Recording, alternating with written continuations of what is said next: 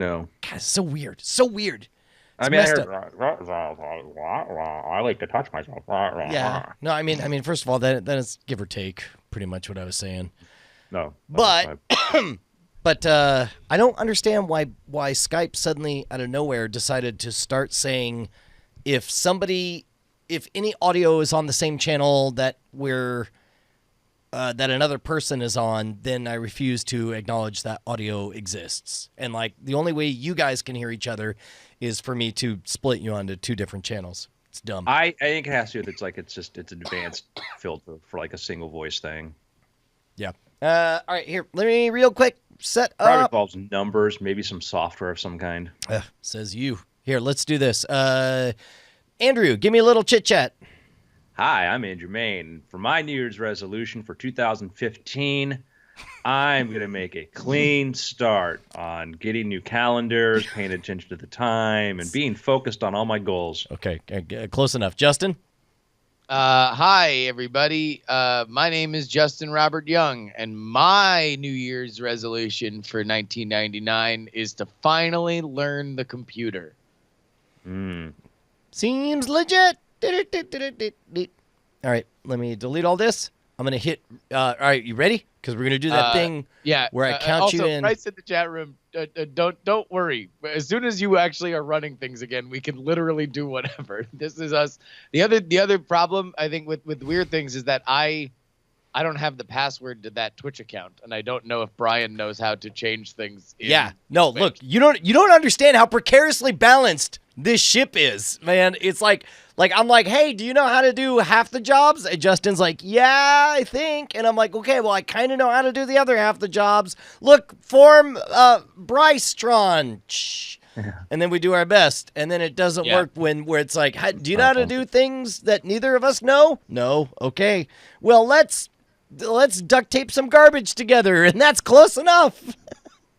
You know, good thing Bryce is a nice, moral young man and doesn't try to abuse this knowledge position he has for, I don't know, support of more Bryce endeavors and, all right. diamondclub.bryce. Hold on.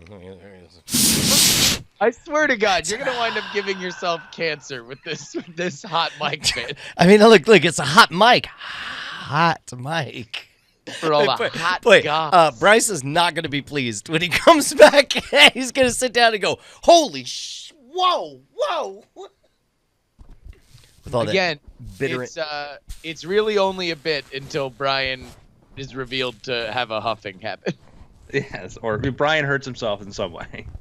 Okay, so with that, ladies and gentlemen, are you guys ready to get started? Yeah. Okay, ready? 5, 4, 3, 2, 1. Welcome to the Weird Things Podcast, the first one of 2017. I'm Andrew Main, joined by Brian Hot Take Brushwood. Yeah, man. Dude, I was a little nervous. I thought you were retconning the entire series and saying this was the very first episode of the show. And I was like, oh, it's good to finally meet you gentlemen for the first time. Earth, Martian elevators to space. Good idea or bad? And not to be left out, because he'll look really sullen and give you these big eyes that make you feel really bad. Justin Robert Young. Hi, everybody. It's me, Justin Robert Young. I'm very happy to be here. So, gents, let's get this going right now. It is 2000 blankety blank 17. If there is a date that is in the future, it is 2017. We are in the future. This is clearly when we were wee lads, this was future. I don't know about you, but I'm weirdly excited to be back to a prime number as our final digit in the 21st century. Like 2016, blah, 2015, blah, 2014, divisible by 7, 2013, that was a good year. And now we're back. We're back to 2017.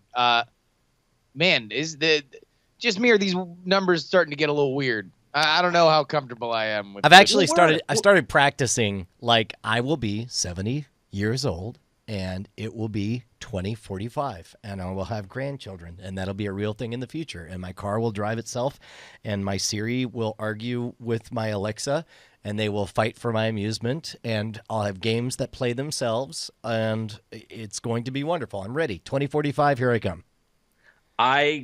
One of the ways in which I always sort of measure dates is by the year in which Blade Runner takes place. I don't even know. What is it, 2042 or something? 2019. Oh, that's just around the corner. Right? So we are living in Los Angeles. They've got to be filing a lot of zoning permits right now to catch up to where that's supposed to be, by the way. Either that or they got to find a lawless city out in the desert. That's always, as a kid, that movie was sort of like, what's the future going to be like? And, you walk outside and the differences are subtle. I walk at night. One of the most subtle changes that we don't realize is how much lighting has changed.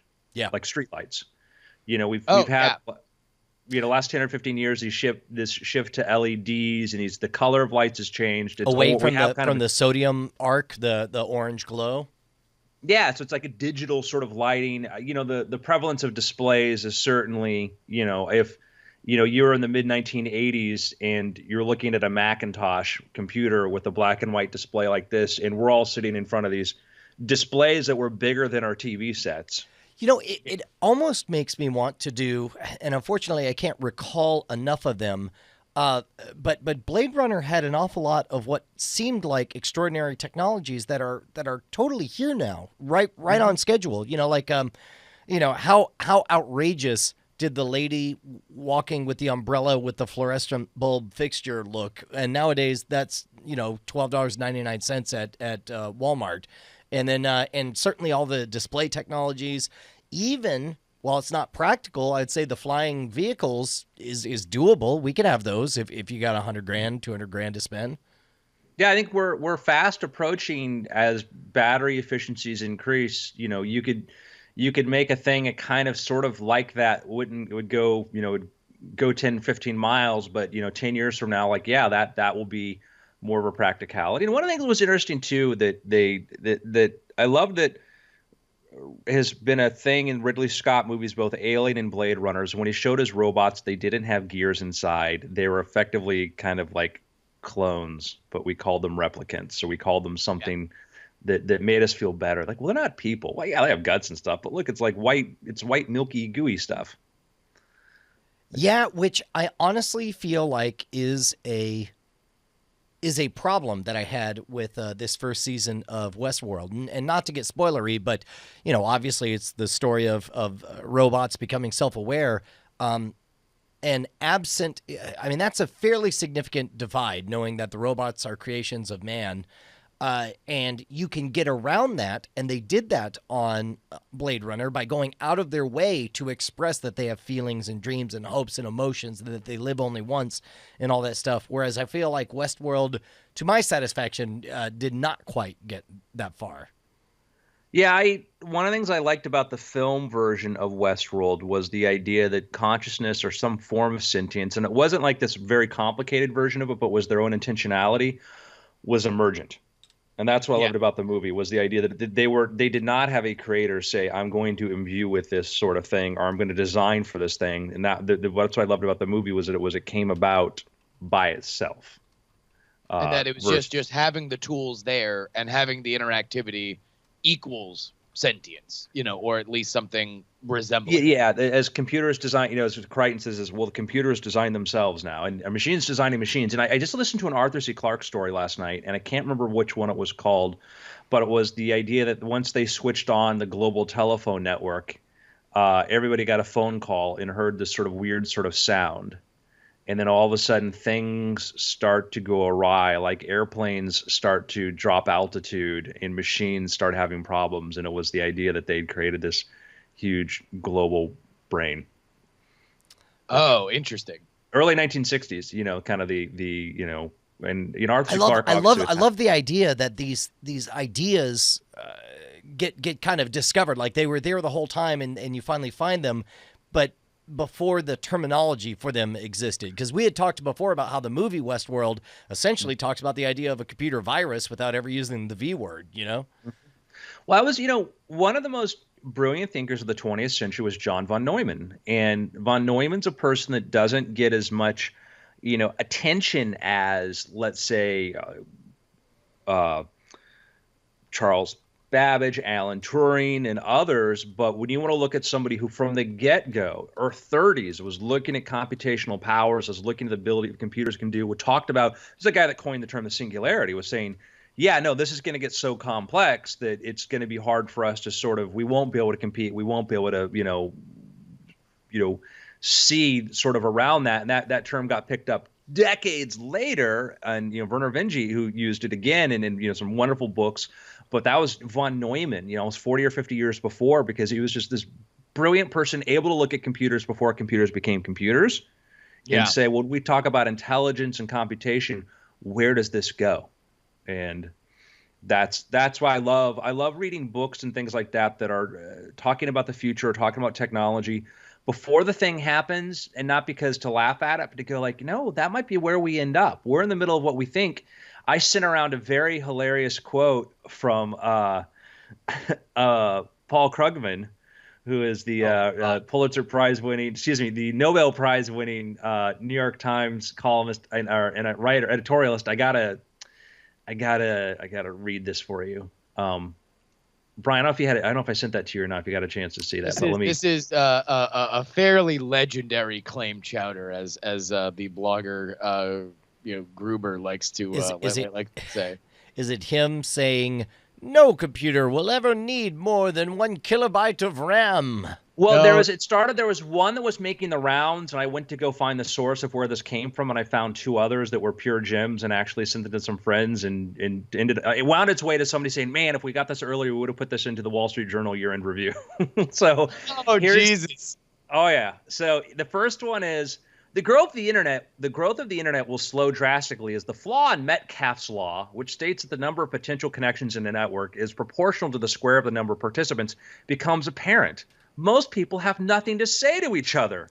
By 2005 or so, it will become clear that the internet's impact on the economy has been no greater than the fax machines. 1998. Okay. So give that man a Nobel Prize. Yeah. So that was his, nobody has anything to say to each other. It's like Facebook alone is like $500 million. And I would say, especially like, here's the part where that breaks down is once you understand that the only reason we have anything to say to each other, and the only reason anyone talks with the hopes that a third party is interested is that it's all peacocking. This is a biological, sexual impulse that we have to say, this is who I am, these are my ideas, hopefully I'll find a mate who wants to propagate the species with me, my artistic desires, and what I'm made out of. I would say we extrapolate too is that a lot of it, I would say that a bulk of actually Facebook posts are often like, this is my group value, and this is why we protect my interest in the group. Because I think there's mate selections where it starts, but most of our lives are actually spent after that as protecting our genes, the same sort of, drives. But so that was one of his wonderful predictions, was the idea that nobody has anything to say to each other. So what's the value of the internet? Next one was, as the rate of the technological change in computing slows, the number of jobs for IT specialists will decelerate, then actually turn down. 10 years from now, the phrase information economy will sound silly. That's give that man 2 Nobel Prizes, I say. So this is, and Google existed at this point. It hadn't had its IPO or whatever, but Google was a company at this point. And so the idea that you could certainly follow, you had a trend from 15 years before, looking at message forums and AOL and whatever, like, why did people gravitate towards there? To talk.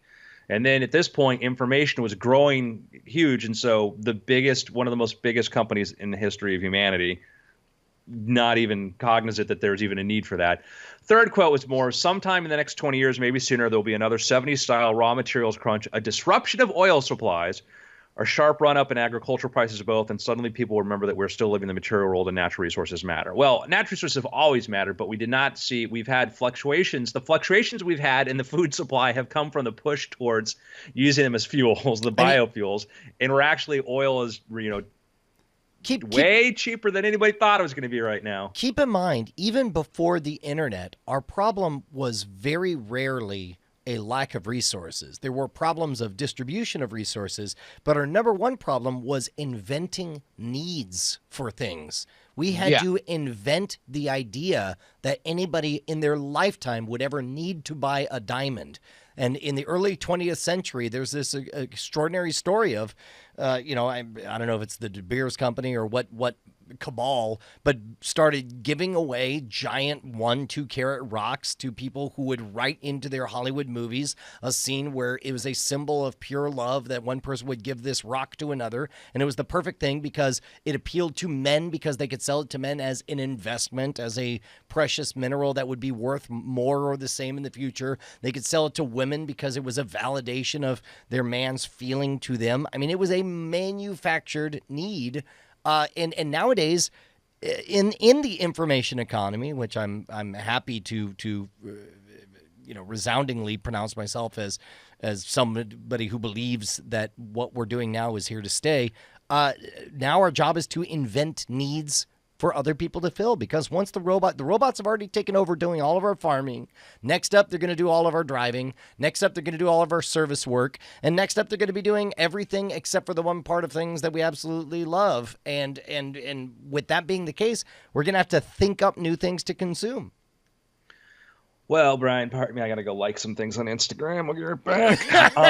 Yeah, and that's one of the things that's been problematic, I would say, in certain companies in trying to motivate the millennial generation, is they're not as profit centered as the previous generations, because you can, between so many of these other things, we're not as material based, but materialism based as was before, but we have these other sorts of incentives that have happened. And I think part of it, we could get into a longer discussion about how the advertising industry has even more so driven that the way our dopamine sort of reactions to stuff. I have another interesting out there. Well, Justin, I'm sorry. Did you want to comment? No. I think just we can. Well, I wasn't calling on you. I'm like, But before we move on, somebody, I think jokingly in the chat here on Twitch, wrote Wisp Design said, "I can't wait till Nightbot hosts this stream." That's going to happen. Good 20 or 30 years from now, there's going to be enough of our words in the record books that an algorithm can create a suitable facsimile of the three of us, so that when you're 80 years old, you'll be like, I remember there used to be this show, Weird Things. I know I don't really want to see the old episodes because none of it's relevant now, but could you run the Weird Things algorithm with today's news and put together a reasonable facsimile of what these three knuckleheads would probably be talking about? Even look at like Twitch plays Pokemon or Twitch plays all these different things. Like, effectively, that is the stream running itself. Yes. There's a chat and there's interactivity, but there's no intelligence there. It's literally just watching to see how the chat reacts to it. So in a way, that happens now. I won't say that won't be. I don't know. We're 20 years into putting digital actors into movies, and we're still not really comfortable with it, and in whole and mass, we're still very divided over that. I'm not gonna. There might be a movie that's playing in theaters right now, and there might be a point at which you see an actor in the movie who is deceased. And you could argue that they didn't. They in a movie. There may have been other movies in this series where they've had no problem casting other people to play roles played by other people. Yeah. And it is perhaps a bit unsettling to some people, perhaps myself. Not because like I'm if you want to do a commercial and have like Fred Astaire dance with a Pepsi, whatever, whoever it was, I don't care. That's fine. The state can do that kind of thing. But there is this sort of thing in some place where you go like, man, like, I don't think that's the best way for their legacy. I'm not watching anything of them. There's nothing of them there other than, it is, in my opinion, what I saw was about as convincing as if Buffalo Bill from Silence of the Lambs had done the portrayal. So, would have been more human. I think when it comes to that, at least I'm guessing, the film that is part of a larger series of films that has that character in it, like there still is a question of, is this necessary? And that the fact that the solution is there kind of illustrates the fact that, like, we don't really know what the problem was. Was the problem that we needed to have that person there, immediately, and that's how we look to fill it. And I think that's when you get into, like, okay, well, an algorithm can create an episode of the show. I think we have a little ways culturally to go before we're like, okay, but even if it's good, let's say it's 50%, 60%, 70% is good. I'm betting it's better than what we're doing. Show. What was that? I'm going to bet that it's better than what we do. Sure. Here's the funny part is I remember it was shortly before we moved to Norway, so it would have been 1987. I watched a PBS program, and if somebody can find this for us, send an email to neshcom@gmail.com with the subject heading Weird Things. But they were talking about, it was just about computer graphics in general. And one of the things they did is they showed basically a sizzle reel of stuff like Tron and a bunch of other programs. But then they showed this super low definition iteration of Humphrey Bogart, and they're like, hey, look, now nobody will be fooled by this Humphrey Bogart, but here's an interesting fact. He's been dead for so many years, and who's to say who owns this image? What if you did a sequel to Casablanca? That'll be an interesting question to be resolved in the future, and I'll be damned if we're not there exactly there right now, where you're watching movies where, and I guess the movie you're talking about right now, Andrew, is, I think, the first of its kind in that, well, maybe not the first, among the first of its kind, because Paul Walker in the Fast Five or Fast and the Furious series, they used digital versions of him. But like before that, we saw a digitally youngified Big Lebowski in the Tron movie, and mainly it's been characters who are still alive and can give consent.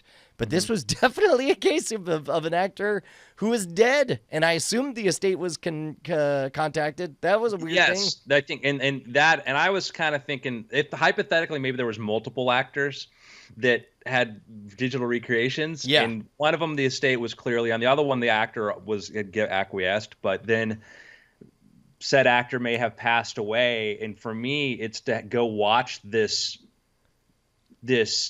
not good version and not good version of CG, a very bad CG thing, to say, man, I don't want to watch this for many reasons, but I don't want to watch this movie again because every time I look at this, I have to go, and I'm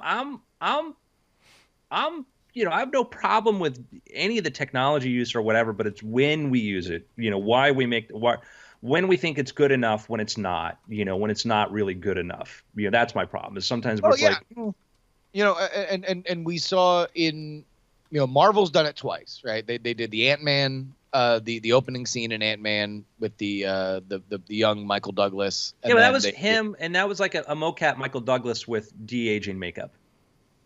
Right. Same thing with which we've also seen. We saw Iron Man do that in his faux TED Talk moment, and we've talked before about how while the actor Paul Rubens may age, the character Pee Wee Herman never will age, and that's what they did on the Netflix thing. I feel like that's all something that's pretty well established and we're all comfortable with. And we've been using digital makeup for like 20 years in camera stuff with special filters and stuff too. Yes. But the question, of course, is it's fascinating to me that it's not a technical question anymore. It's an ethical question, and because it's not the performer. Yeah, correct. It's not the performer not bringing their art. It's nothing but a team doing their best to simulate not only the physical aspects, but also the audio and other aspects. I watched I watched the movie Joy. Right. Mhm. I don't know if either of you guys saw it. I did not see it, but I hear really good things about it. I heard, and I talked really good things about it.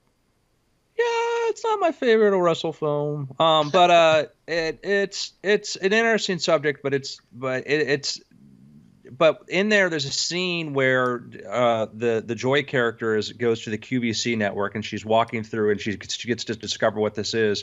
And in the middle of Joan Rivers is in the middle of like pitching her wares and stuff and doing the Joan Rivers pitch. And I'm like, that's a pretty good Joan Rivers impersonation. I said, it's a little creepy whenever you watch somebody who passed away not too long ago, do that. But I'm like, it's a pretty good. It was Melissa Rivers. Wow. Oh, really? I'm like, that was a good choice. That was because Melissa had enough of it and was enough of that to feel like if she's cool with it and be like, well, maybe it doesn't matter. It's hers to decide whatever. I thought she did a good version of her mom, and I thought and I felt for some reason I felt good about that. I'm like, oh, it feels good. It came from somebody who loved her. Well, and this is the part that is so easy to forget is oftentimes true genius is born of constrictions, of constraints, right? Where it's like, before nowadays, it was simply not possible to wave your hands and say, have the computers bring so-and-so back from the dead. I want them on set by 5 o'clock. See? Yeah, like that was not an option. And as a result, you had to be really creative and you had to write around it. You had to act around it. And you got some wonderful things as a result of it.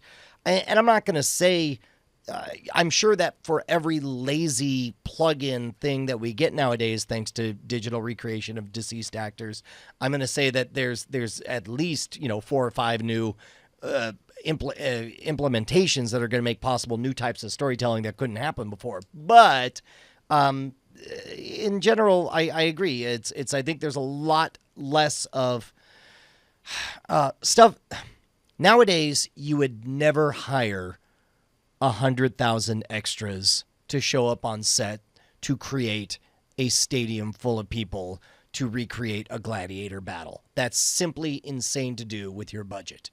But it was these labor laws. Exactly. But it was the only way to do it back in Ben-Hur days and at the early 20th century. And so there is something that we're kind of losing in that regard.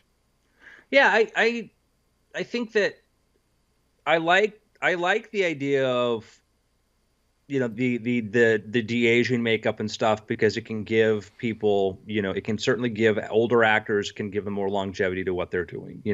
I love the power of that. I love the idea of using software like Massive and stuff to make these really, really detailed battle scenes that can have more details than if you were able to hire the whole Turkish army to show up and do whatever you're going to do, whoever it is you hire when you do want to do those things. There is a lot of neat power there. And I think that I like, for the most part, like what done in the Marvel movies of the de-aging makeup and stuff like that. I think that's been, it's gotten better. It's improved over time. It's nowhere near as creepy as it was when we watched, the Tron Uprising or Tron, whatever that was, where it was like, whoa, this is, hey kid, I got your back. Oh, Jesus Christ. Like, I think part of it is also that, Marvel kind of went out of their way to put those scenes in moments where you were not expecting reality, right? It's like, in the Michael Douglas thing, it's a flashback. You see all these other actors in, crazy gray wigs and stuff like that. And now there's like, a de-aged Michael Douglas. So you're like, oh, okay, well, everybody's in crazy costumes and he just happens to be in a digital one. I guess that makes sense. In the same thing with the Robert Downey Jr. It's supposed to be a CG thing. So if he looks unreal, then okay, cool. That makes sense. Where Tron went wrong, you're right, is that this is a touching moment between father and son that is like grounding our entire movie, and it's just this bizarre macabre digital creature just like cradling this kid.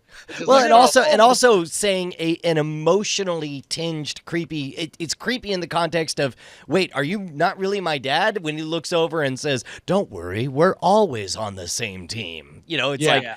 We're built to be on guard when some creature says that.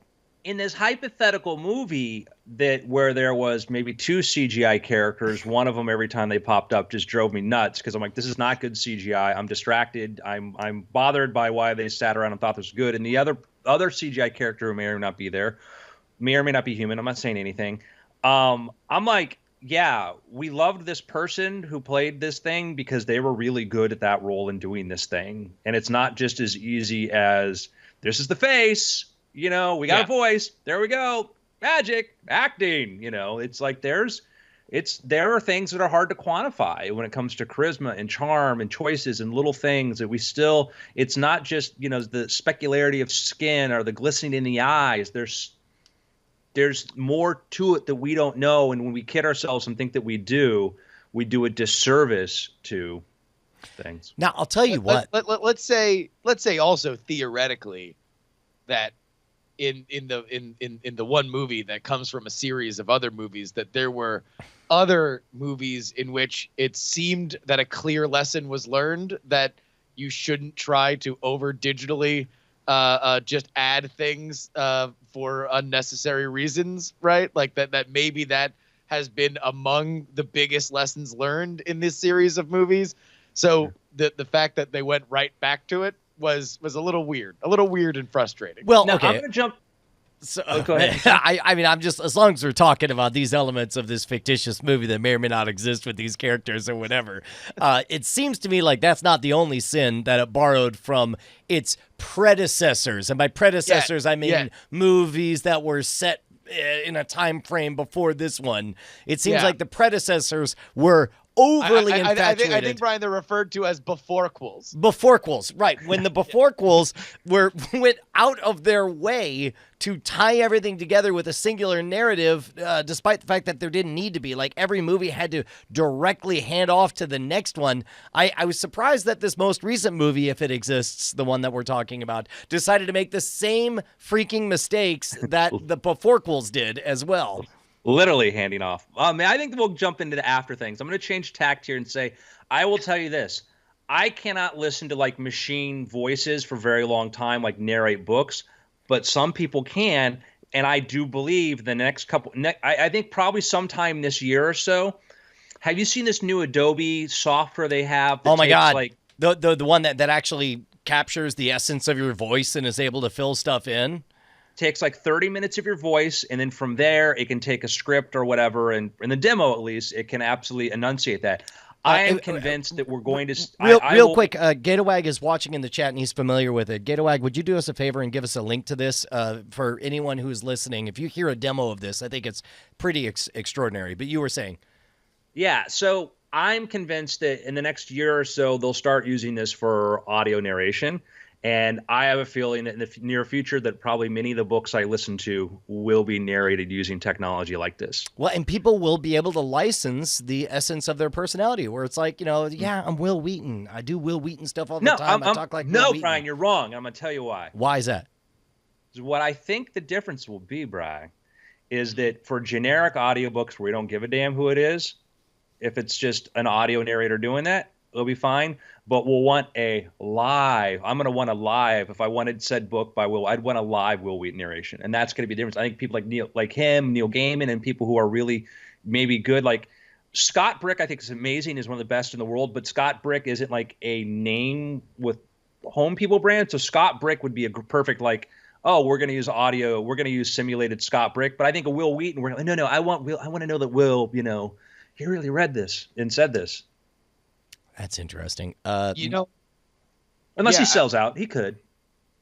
I totally think that like now if there is a baseline where you can just get well done audio narration, super fast, super cheap, that the idea like it'll be the celebrity reader. It's like it's not like I want I want Will Ferrell to read this book, right? Like I want like that'll be part of value. The water cooler talk is like, oh no, that's Will Wheaton or Will Ferrell, but it was like, and he actually read all of it, and that's like a 20-hour book. Oh, it's the voice of but did he do the narration? I think we might have this sort of like, oh, it's the synth Will. It's really good. And one of the things that happens too in Hollywood movies that people may not realize. Hey, real quick, we got that demo right here. This is sweet. It's Voco, and this was demonstrated at Adobe Max 2016 sneak peeks, and they did this experiment with Adobe Creative Cloud, and I believe that's either Key or Peel. I can never remember which one. The black one. Yeah. So how about we mess with who he actually kissed? Well, you may be thinking, okay, we're pretty familiar with Photoshop, but we're not quite used to audio waveforms. How can we do this? Well, I have a good news for you. Introducing Project Vocal.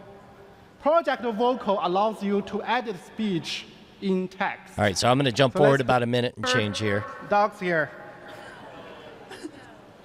And he's literally just typing new words on this sample. And I kissed my wife and my dogs. whoa. Wow. And then here we'll jump Photo, forward. we have already revolutionized photo editing. Now it's time for us to do the audio stuff. Okay, hashtag vocal. All right, so, It's a really good demo, guys. I assure you. Yeah, no, it totally is. Look up hashtag Voco, Adobe Max 2016, Adobe Creative Cloud. So what they did is they took a line where he talked, I kissed my wife, my dogs, whatever, and then they have like, and I kissed Key or whatever his friend, I kissed him. They changed him to have him say this totally thing we assumed they would never do. It's totally and it sounded exactly flawless and seamless. And they say that it takes about a half an hour of audio. So if you have a half an hour of audio, and this is my theory about why in the future audio recordings and other stuff aren't going to matter of like, oh, guess we saw someone do this or the sex tape, whatever. We're at the point now where we can take enough of your audio. If you're a public figure, we can take enough of your audio and we can make you say anything. And now this is going to be a regular tool. Adobe assures us like, hey, listen, we're going to put watermarking tools in there so it won't be used for bad purposes. Whatever. Yes, they need to say that. It's not going to matter. No. And we're going to get to that with video. We are going to get to that where you're like, man, that Justin and Brian Night Attack thing they shipped. Whoa, you sure that wasn't real?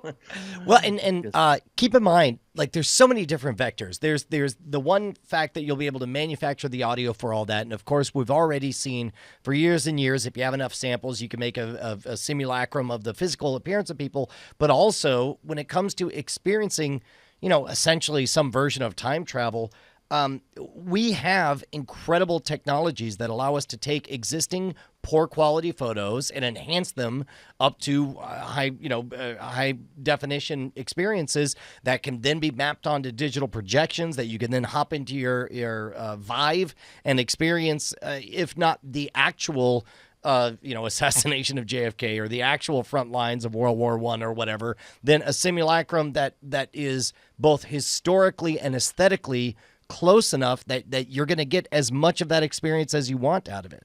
Okay, wait, hold on. I have a question because Beffy Dino in the chat says, do you think we'll get deceased authors or celebrity voices reading their books, taking audio examples from movies and interviews to get the voice? 100%. So are where in the uncanny valley are you comfortable with let's say Churchill reading you the story of World War II or something like that? That's far enough back in the past that I feel no pain when I think of Churchill dying as an old man because I never knew him as anything but a ghost of history. I could imagine it would be a little bit different if it was, for example, Kurt Cobain, reading his own story of how he killed himself. Yeah. That gets into sort of one of the things that we don't think is morbid or weird, but from another culture could be very, very weird is when we do like celebrity biopics and we have somebody else play them. That's the thing that, that this, and I to this day, I've not seen the Steve Jobs movie because either of them. Yeah, because I don't think that either of them. One was a very let's get it out there effort, and the other one was based on a book that was another rushed out book that missed important parts of his life, and the movie, from every account, missed that over, and it's not about him. It's not about him, and that's so for me, my personally, like, no, this is not about him. This is a caricature that uses his name, but it's not him, and we see that, it can be done. Because I was thinking about like you got the Oliver Stone movie Snowden, who's a living person, and this is Oliver Stone's version of who Snowden is. But there are other people like, no, there's so many things that are just not true about this. That we watch that with living figures who at least Snowden can speak and weigh in and say, yes, no, I did act nobly, and these people are liars. But other people can say, hey, no, you didn't, or whatever. But at least there's voices to the complexity there. But when you're gone, you're not. You don't have that. Yeah. Speaking of perpetuating things forever and ever and ever and making sure they never go away. and this is by the way, if this has felt like a little bit of a rough podcast or whatever, this is like a Futures Like without Bryce. Yeah, without man. Bryce running things. If you like I this? hear you Are out there, happy with some this? of you right now are saying this is the worst episode of Weird Things I've ever listened to. It's poorly produced. It's all over the map. I'm watching the visuals. Guess what? This could be your future if you don't keep us alive at patreon.com/weirdthings.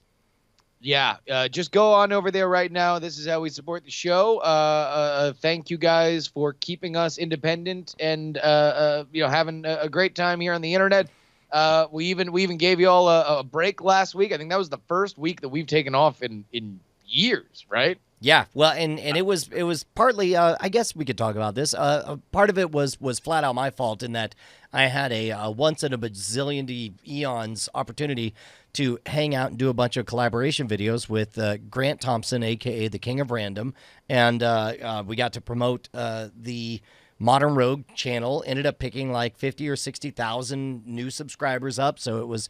I thank you guys personally, Justin and Andrew, for giving me permission to run off and do that. I apologize that I wasn't here, but that the nice thing is that's the exception and not the rule. Used to be when one of us would call the others and be like, "Hey, I stubbed my toe," and before the words were even out, everyone else would be like, "Yeah, you know what? We could skip the episode this week. Don't worry about it. It's no big deal."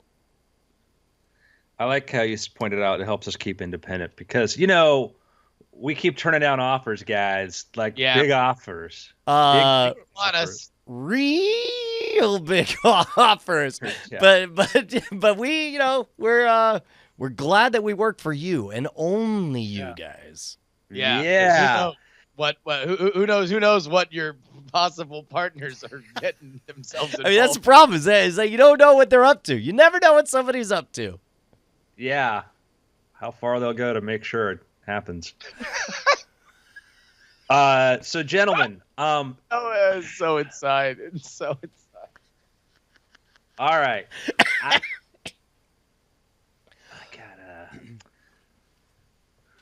There's so apparently on Christmas night 2016, some people up north where you can see the northern lights in Sweden started hearing strange sounds.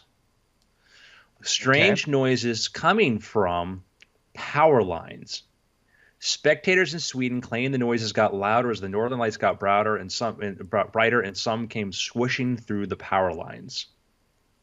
Wait, I'm sorry. The sounds came squishing through the power lines? They were hearing these strange sounds. Okay. Can I tell you, as somebody who is, on your recommendation, working my way through the Arthur C. Clarke books, all of the short stories, I instantly thought of the short story of the last man in the New Ice Age hanging around in London who heard what he thought was the sound of approaching tanks and atomic bombs being fired off in the distance and was excited because he thought humanity, some civilization had survived.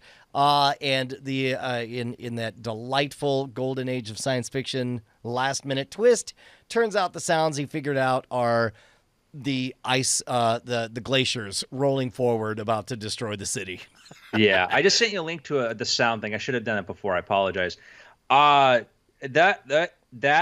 Arthur C. Clarke stories are an absolute treasure. Some of them are really okay, some are fantastic, and everything. You just find a gem every now and then. And that's the nice thing about you having such a large collection and you knowing that he ends up good. It's almost delightful to hear how journeyman his early writings are, where it's like, oh, I could write that level, which I guess means if I did it enough, I could get to the level he got to.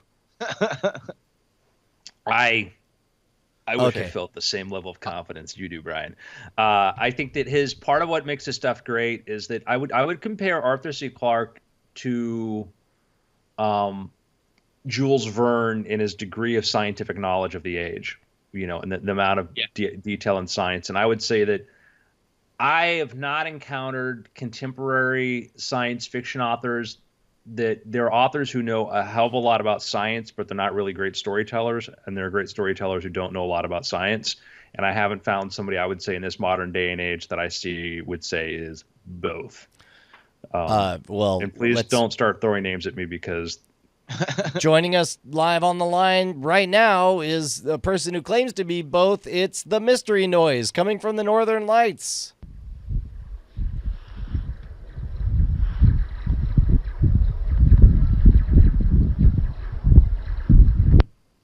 What does that sound like to you, Justin?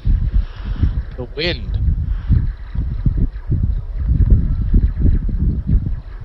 That Star Wars blaster fire? You don't hear that? Oh, really?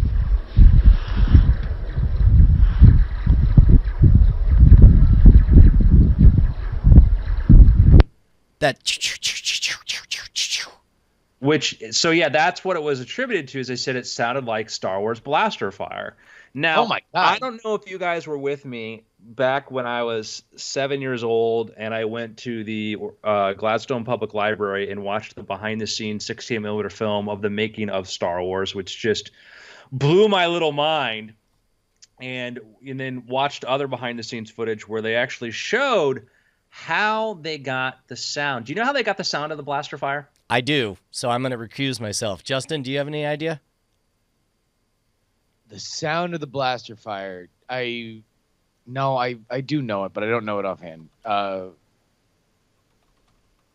So what they did is the Ben Burtt, who is the sound designer for Star Wars, has been doing it for years, is he went and he took he went all around with his little Naga recorder, and he went to like a big antenna where they had a cable running from the top to the ground, and took like a wrench and would hit that cable. And the cable, it would make that boom, boom sound. And if anybody's ever played with like large pieces of metal, whatever, it's a very familiar sound.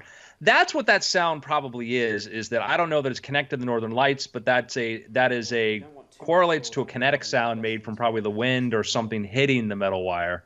So yeah, here's a YouTube video saying how to make it at home using a slinky. It's that reverberation of it slapping on there. Here we go.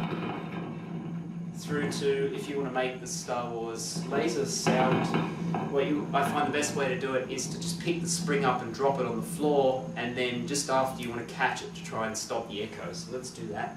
So I can do drop, catch, and then you've got your Star Wars laser sound.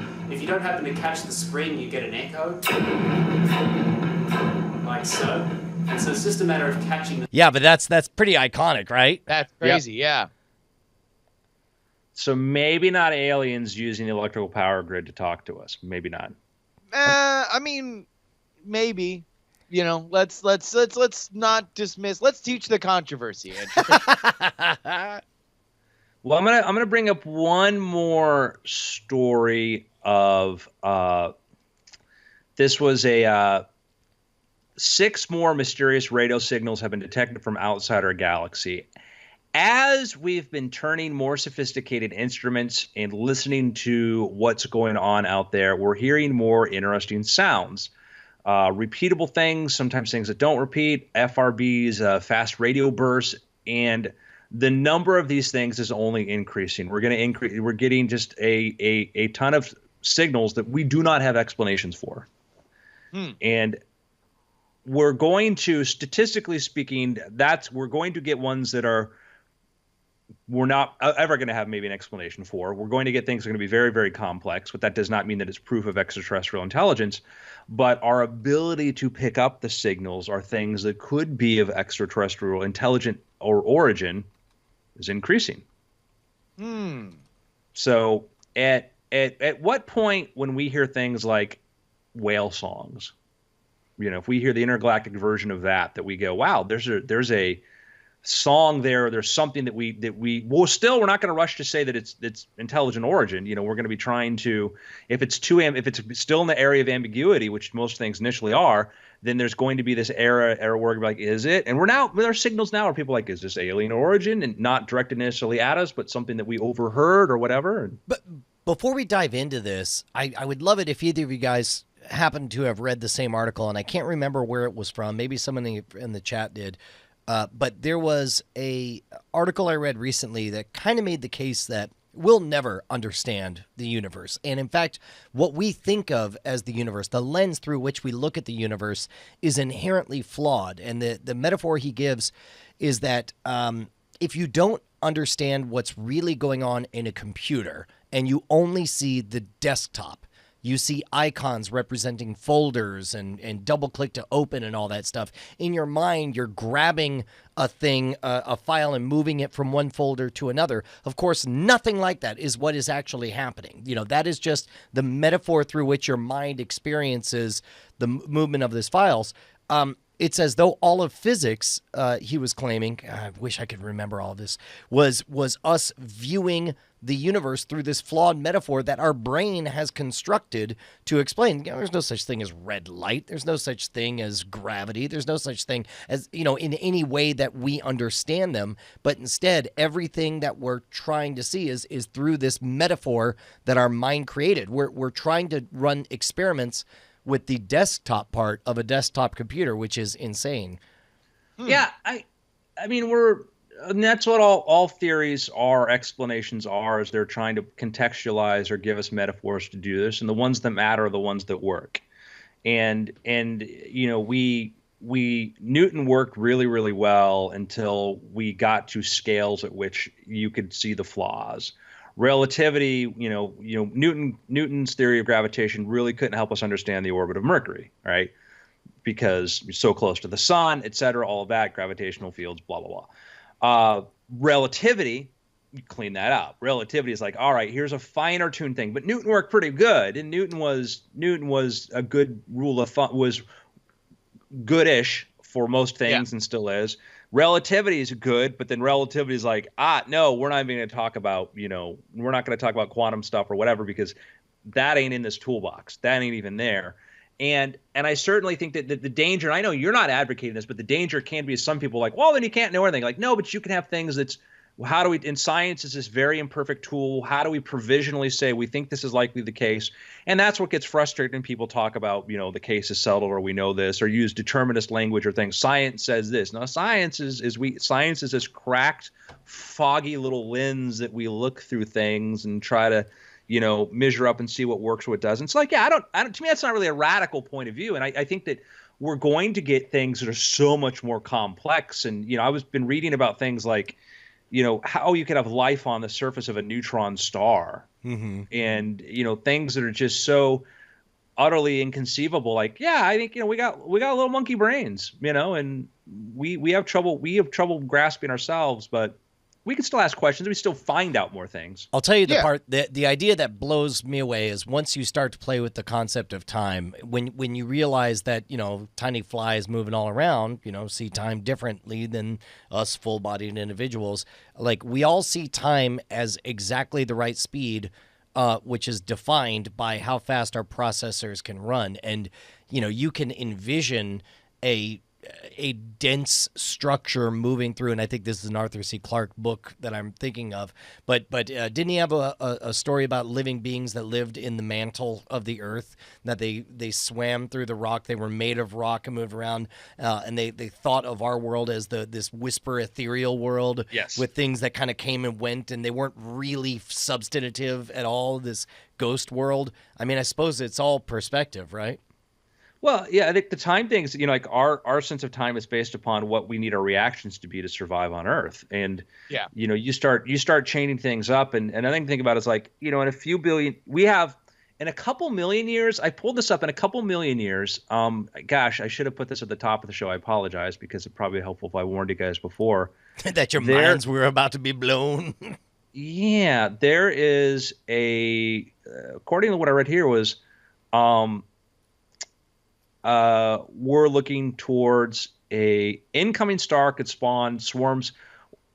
For scientists know that Gliese 710 or Gliese will come excruciatingly close to our solar system in about 1 million years. Okay, Gliese is about 64 light years from Earth, but for all intents and purposes, it's heading straight for us. A new study published in the Journal of Astronomy and Physics projects the close encounter will happen about 1.35 million years from now, and the star will come within 13,000 astronomical units of the Earth. Okay. So 77 light days. Okay. So closest star other than Sol, of course, is, Proxima Centauri B, whatever, like 3.5, or that's closest planet. But, 3.5 light years away. This is 77 days. light days away from us. Okay, so it's well within the Oort cloud, and so this is 1.5 million years from now, which from a geological point of view, it's like when you start talking to paleontologists and other people about, climate change or stuff like that, it's an amusing sort of, hiccup. So what? Like a bump on the road. Yeah. Yeah. So 1 million years from now, 1.5 million years from now, within we can look in our own evolutionary timeline and look at proto-ancestors and stuff that were walking upright, tool using and making fire. We're going to have this thing coming through causing particularly could be, tons of comets raining down and stuff on us. On the other hand, in a couple billion years, which seems like way out there, but we're going to have our sun's going to expand to the point that the the sun's going to expand past the Earth, right? And Earth's going to get burnt to a crisp. But if we go to Proxima Centauri B, okay, if we want to go chill out there, nice little red dwarf or red dwarf, guess what? We got like about 1 trillion years. I mean, that's entropy wins in the end. That's that Asimov story, the final problem, or what was it called? Let me see if I can figure it out. Final solution. Yeah, no, that's Thermat. The final question. I think I want to say. Yeah. The final countdown, I think, is the song you're thinking. So that's it. It's like 1 million years from now, we're facing this idea of this star coming way closer than any other star is to us, other than our own, right? 77 light days, which is close. Which I hopefully will be prepared for that. And then a billion or so years, a couple billion years from now, we're looking at our sun, just expanding and wiping us out. But if we go to this other planet, we've got 1 trillion years or more before we have to worry about that there. Yeah, it's called The Last Question. By the way, I love this short story so much that I read it out loud to my daughters, and it had a great turn at the end that put a big grin on her face. I enjoyed it a lot. It was originally written in 1956 by Isaac Asimov. Highly recommended. He's a smart guy, that Asimov. Yeah. Yeah. Yeah, it turns out he's a real keeper, that guy. He's all right. Hey, yeah, so you know who's also a smart guy? Real quick, though, Albert in the chat is saying, I don't think human life will exist here in 1 million years. I'm going to say in 1 million years, nothing resembling human life will exist. Not that we'll die or get choked out, but just that we'll evolve into something else. I mean, and there might be ethical concerns about creating a primitive version of humanity to resemble us.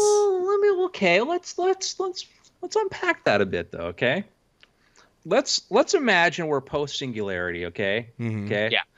Let's say tomorrow Google Kurzweil comes to us and says, hey, guess what? We actually did create the AI. We were really worried that he was going to surprise us or she was going to surprise us on New Year's Eve and just wipe out humanity. We've solved immortality. We've got super fast computers, all this sort of stuff. We're having the rate of innovation is incredible. Everybody's getting to Jetpack next week, by the way, just so you know. Thank goodness. All this stuff is happening, right? And I think my theory, and it's not my theory, but I think that one of the biggest realms of exploration is we're going to go outward to other planets, but I think as we start creating digital realms is going to be one of the biggest areas of exploration because you can start creating, multiverses inside of computer systems. I think that's going to be a big playground or sort of the next big play in which we expand. So we've got this post-singularity tech and all this sort of stuff. And you and I, all three of us are hanging out like, hey, guys, it's cool. Kids are cool. Aren't kids cool? Sure. Yeah, they're the best. I'm thinking about having a kid. Wait, you and me? Oh, Brian, I was waiting for you to ask. Well, I mean, I guess, well, you know what? If we're getting crazy, why not the three of us? Why don't the three of us make a kid? Okay, cool. Well, who's gonna have to? Oh, we're gonna live forever, so we can take all the time to raise the kid. Justin, you don't approve of this? No, that's fine. That's fine. No, I'm in. 3 men and a baby. All right. So what we're gonna do is, we know there's certain things we don't want to have. We don't need to get into how much we're going to fine tune it or whatever like that. But we're going to let a certain amount of randomness know this do because we know at a certain point what's great about our society is you get to choose how you look at a certain point, whatever. But I think it's good to have basically the three of us do a guest appearance on Monster Factory and then that's what our kid is. Yeah, I think that what would happen, I think parenthood in the post singularity sort of environment is going to be like, hey, you know what, not unlike like a lot of Silicon Valley billionaires, the younger ones do now. It's like, let's not get the biggest house. Let's get a nice house in a middle class neighborhood. Let's not coddle our kid too much. Let's give them enough. You know, the smart ones, will give them enough struggle so they learn. When they're 13, they're gonna have to get a job to help, you know, pay for some of their own things they want to do. I want to give them a sense of value. I don't want them to be born entitled. Yep. You know, I don't want them to have this sort of sensibility. So maybe, you know, we're gonna live as human for a while. You know, like we'll as have the backup genuine chips. human, and then they become kind of like going to confirmation class. You become enlightened or whatever. That's that's an element of our emotional and cultural adolescence is living this. Yeah, and not everybody, but it might be like, yeah, you know, I want my kid to appreciate struggle and strife. I want my kid to understand what it's like to have to go through this, because I think that, you know, we are core primates, and if I take too much of that away from us, they're otherwise these purpose. They have no sense of purpose or value or whatever. So, well, I'm going to go ahead and maybe it's cruel. People think it's cruel. How can you raise your kid, you know, as human? And that was one of the cool things I thought was in the Greg Bear series was like Eon and that, as he talked about getting into the idea of eternity. And like, I think there are 3 books there. And like, that was sort of like you raised your kid to a certain point in sort of a virtual world. Mm-hmm. And then they could become like corporal or whatever. And that could be a thing too. It's like, no, we'll do it in a virtual world. You know, we'll be virtual, whatever. But, you know, we'll have, there's the first generation of people who get to do this and get to make mistakes and say, how do we do this better? Then there's the next generation, the third generation. And that's one of the things we forget about. Well, the future, they're going to do this. Like, well, like, oh, the dog will have blonde hair and blue eyes. Well, that'll get old really fast. And I think 50 years later, they're like, well, that was dumb when we did that. I'll tell you what. Those are the moments that I give the most credibility to the idea that we're all living in a simulation. Like the mere fact that I exist right now, and I think of all the moments that I had to make the wrong decision or get run over by the wrong whatever, like the mere fact that I'm here serves as evidence, however flimsy, that all of this is a simulation for my benefit to bring me to this point of learning lessons. You know, I don't know. That's I kind of like that idea that maybe for all of us, you know, Elon Musk is right, and before we are decanted as robotic super beings, we have to run through a full lifetime or 3 of simulation. Brian, I listen, man. I've had a very lucky life. Well, and doesn't that almost make you think there's something to it? Like, no, because if that's the reason I had a lucky life, these people are cruel, because there are some people who've had some really, really horrible lives. And that's one of the things, like one of the things I really, really hate about a lot of some forms of, you know, Eastern reincarnation and other beliefs is I think that people, because when they're exposed to suffering, it's like, yeah, it's because, you know, in another life, that crippled girl, she did something bad. That belief system, which you scratch the surface of a lot of these really, this guru is really great. It's helped me a lot. And this sort of philosophy, you find out, like, why does suffering exist? Well, you know, sometimes we gotta, you know, pay a bet. Whoa, because they're bad? Oh, whoa. And so as much as that might personally appeal to me of like, you know, like, yeah, listen, this is great because like it's been good for me, but, you know, you go to a children's hospital and you see some 6-year-old kid with a shaved head and parents in tears, and you're like, I don't like this. Now you're making me feel like a terrible person, probably because I'm a terrible person. Well, but imagine in the past life. You know? what kind of, imagine how bad I was. You know, because then we have to get into like, well, maybe they're just hosts there to suffer, so we don't, you know, it's like, that's even scarier. That is absolutely terrifying. I'm not saying the simulation argument's wrong. I'm just, but unless, okay, here's the alternative, Brian. Yeah. Okay. It is you are the only person in the simulation that is real, that really feels things. Well, and that's, we're all fake. I mean, that'd be pretty bad. Unfortunately, like, well, it's unconvincing to you, Justin. Did it? No, it did not sound convincing. I mean, it's also it's us. It's also really bad when I have to pretend I'm having sex, but it's just me in the room. You know, it's like it's not great, but also not unfamiliar.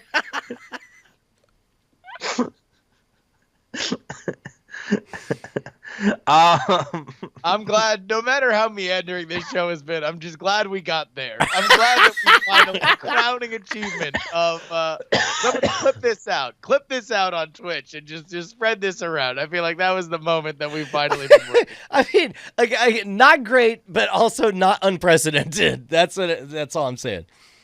Show title. You know what time it is. What time is it? Journey Quest time. Oh! We're back. 2017 begins with a journey bang. So last time on Journey Quest, Brian and Justin had been traveling across country in search of their good friend Andrew and Justin's wife and any other survivors. And along the way, they became aware of this post-apocalyptic conspiracy where somehow it seems to be tied into Diamond Club. That there's an unusually high rate of survivalism among people who have maybe, as from information that Justin gave up to the authorities in charge after just naming names left and right. What do you mean? I did not name names. Also, at least I didn't submit myself for enhancement. Become one of their soldiers. I'm sorry, you didn't accept the upgrades to give yourself better ability to fight for your cause. Because now you're definitely bugged, and I'm sure that you're just a live wire to funnel information. Hold on, Adolf. Are you getting all this? Are you recording all this, Adolf? Yeah. Are you listening to this guy? Okay, good. So we're now in a position where bygones be bygones. It's a new year. And literally every day it's a new year in Diamond Club Town. Oh my because Grandmaster Bryce says it's every night's New Year's Eve, right? So it's every day is a new day, okay? And a new outfit, by the way, too. So he got called away, right? Because he was about to pass judgment on some sort of contest or something like that or whatever. I think somebody ran and gave him an urgent message telling him, like, hey, listen, carrier pigeons came in. We got some great new EDM from Europe. You got to check this out. And he's like, everybody, I'll be back. I'm going to check this out. All right. By the way, did Bryce recognize us? Yeah. Okay. Why would he not? What did you get like some Mari face tattoo? Well, I mean, that's we just don't know. You know, obviously, a lot of things have changed about Bryce between the last time we saw him. We're gonna find out what's changed with Bryce. Okay, there maybe a lot of that. But anyhow, Bryce's guards, his Gamerian guard-looking type dudes, come in and usher you guys away, and they put you into a dark, dank cell. Okay. Mm-hmm. And music's good, but it's played from like a mono speaker, and in the so even in prison we have some decent like J-pop coming in. Yeah, but the fades aren't good. He's torturing you. This is his torture. The fades between the tracks are just like, it's like, oh, that's a rough cut edit there. You're like, ooh, All right. So you're in there, and sitting in the corner is a man with a hood. But we're in the same cell, right? So yes. I tap Justin on the shoulder. I'm like, dude, go wake him up. I'm not waking anybody up. If anybody's doing anything, you are waking them up because you're the one with super abilities. Okay. And I ixnay on the Elling people tay that I have uber powers say. Did I say uber powers? I meant superpowers. No, sorry. Uber is probably the better way to go about it. Okay, look, all right. I use my enhanced vision, and I try to see if I could detect any features on his face. So you look up. I mean, you kind of like, you just see a dude just sitting there. He's kind of like stroking his little beard, sitting in the corner, look at you guys, assessing you, figuring you out. I cough, but in my cough, I encode a message, so it comes out sounding like, "Are you a good guy?" Just like, hey, cough into your elbow, by the way, cough into your arm, not. I turn to Justin and I'm like, dude, that's what a good guy would say, because that's true. That hides more of the germs when you cough in your elbow. All right, I just say like, hey, mister, what's your story? My story? You want to know my story? Pulls back his hood. It's nobody recognized, but it's a dramatic reveal. It's like, I'm going to tell you my story. I've been trekking across these lands in search of answers, trying to find out what's been going on here. And I'll tell you what I've found so far. I've found mayhem. I've found destruction. I've found death. Found a school bus, burned out people. I chortle about that. That sounds do this? awful. Who would do a thing like this? What Yeah. a world. Terrible people. That's who. Oh man, Yeah. what a world, huh? Jeez. I one of the survivors who was burned to a crisp, a little child wearing a shirt with just a sideways V, just one, Yeah. because the rest of it got charred away. Sure. That's the sideways V for victoriousness. That's what it's a gang. It's a youth gang. Terrible problem. There probably was a bad person. Told me a story. I about think in a past life that kid really did something like me to people. told me a story about a bearded man who said he would take him to safety, take them to the promised land. Instead, that man just stopped the bus in the middle of the desert, stood out there, and waved down just death from the sky.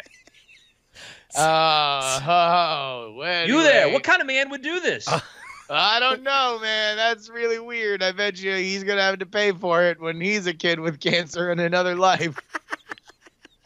Says, looks over at you, Brian. Says, man, and I hear stories about people going crazy, people doing anything, people making deals, like, yeah, use my body, Hitler, whatever, like. There's been stories of a man roving the countryside, espousing sort of this very Nazi-esque salutes and goose stepping and stuff. Killed like 4 or 5 guys in just one sweep. Man. Didn't want to admit that he had this power, then he did it. I've heard all the stories, and I gotta tell you, I've had it up to here, and I gesture to my knee and no higher. I've had it up to here with these stories. That's what I've heard. What are your stories, gentlemen? Where are you headed? What are you trying to do? Well, wait, hold on. Where are you coming from? Because we have similar to you, been trying to get some answers around here after the after everything went wrong, and we're coming from Austin, and now we have found ourselves here. Which way are you coming from? Louisiana, sir. Oh, okay. So you haven't been in LA, because we're on our way to California. We got to get to LA to make sure that our. Also, how recently did you make the trek from Louisiana? Like, did you make it through Austin at all? Oh, you mean Crater Austin? The greater Austin area? No, Crater Austin. It turns out like one of the 2 survivors that they got hold of a nuclear bomb, and Hey, Justin, we were there. It's a real good thing we left. Yeah. We did, A weird thing too was it wasn't in the middle, it was in the center. It was a little bit kind of sort of residential area off to the side. Some people say that it was intentional, that it was like maybe the government actually sent a missile.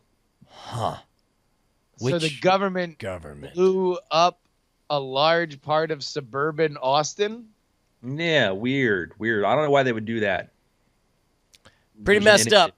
So anyway, what are you in for? Anyway, yeah. Yeah, what'd you do to piss off his Bryceness? Well, I got accused of being a spy. For whom? Who does Bryce have to worry about spy? I thought Bryce's whole thing was he wanted more people watching him at all times. Well, he may call them what you're calling them spies. He's calling them viewers. Well, I may have found some other people over that next hill. See, you think you're in where do you think you are right now? Diamond Town. Yeah. Yeah. See over the hill? Yeah. Diamond City. Oh. Huh. Diamond Justin, City and Diamond Diamond City Town sounds have a bigger little than bit of a Diamond Town. rivalry going on here. Okay. Really? I'm just having this thought. I know I've got these latent powers. I recently was thinking Powers? about, Why do you have powers? Where do you get powers from? I'm a powerful person, okay? I don't ask you your backstory. Don't ask mine. Yes. Well, we are literally asking him his backstory. But I just, just on the off chance I have vision powers from Civil War, I try to walk through the wall. Is that successful, Andrew? No. Why would that be successful? Okay, well now I know. You don't know unless you try. Yeah. I was trying there's to a lot. go to Diamond City. So yeah, Diamond City over there. That's here about to go to war at Diamond City. Here, the people in Diamond Town are a little bit upset about Diamond City, and they may be trying to go war with the people in Well, Diamond. hold on. Who runs Diamond City? Who runs Diamond City? Yeah. Well, they call him Mr. Glorious. Hold on. Even better than Captain Awesome? Admiral? Well, he's the Admiral Amazing, actually. Admiral Amazing, huh? Hey, approximately how much of his time does our Admiral Awesome spend in Diamond Town? At least 12 hours a day. At least. So Sometimes you more, came sometimes from less. Diamond City? I have was you on my always way been to there? Diamond City. I heard about Diamond City. And I Huh. got stopped as I saw the lights of Diamond City over the horizon. Bright, glorious lights. Okay, listen.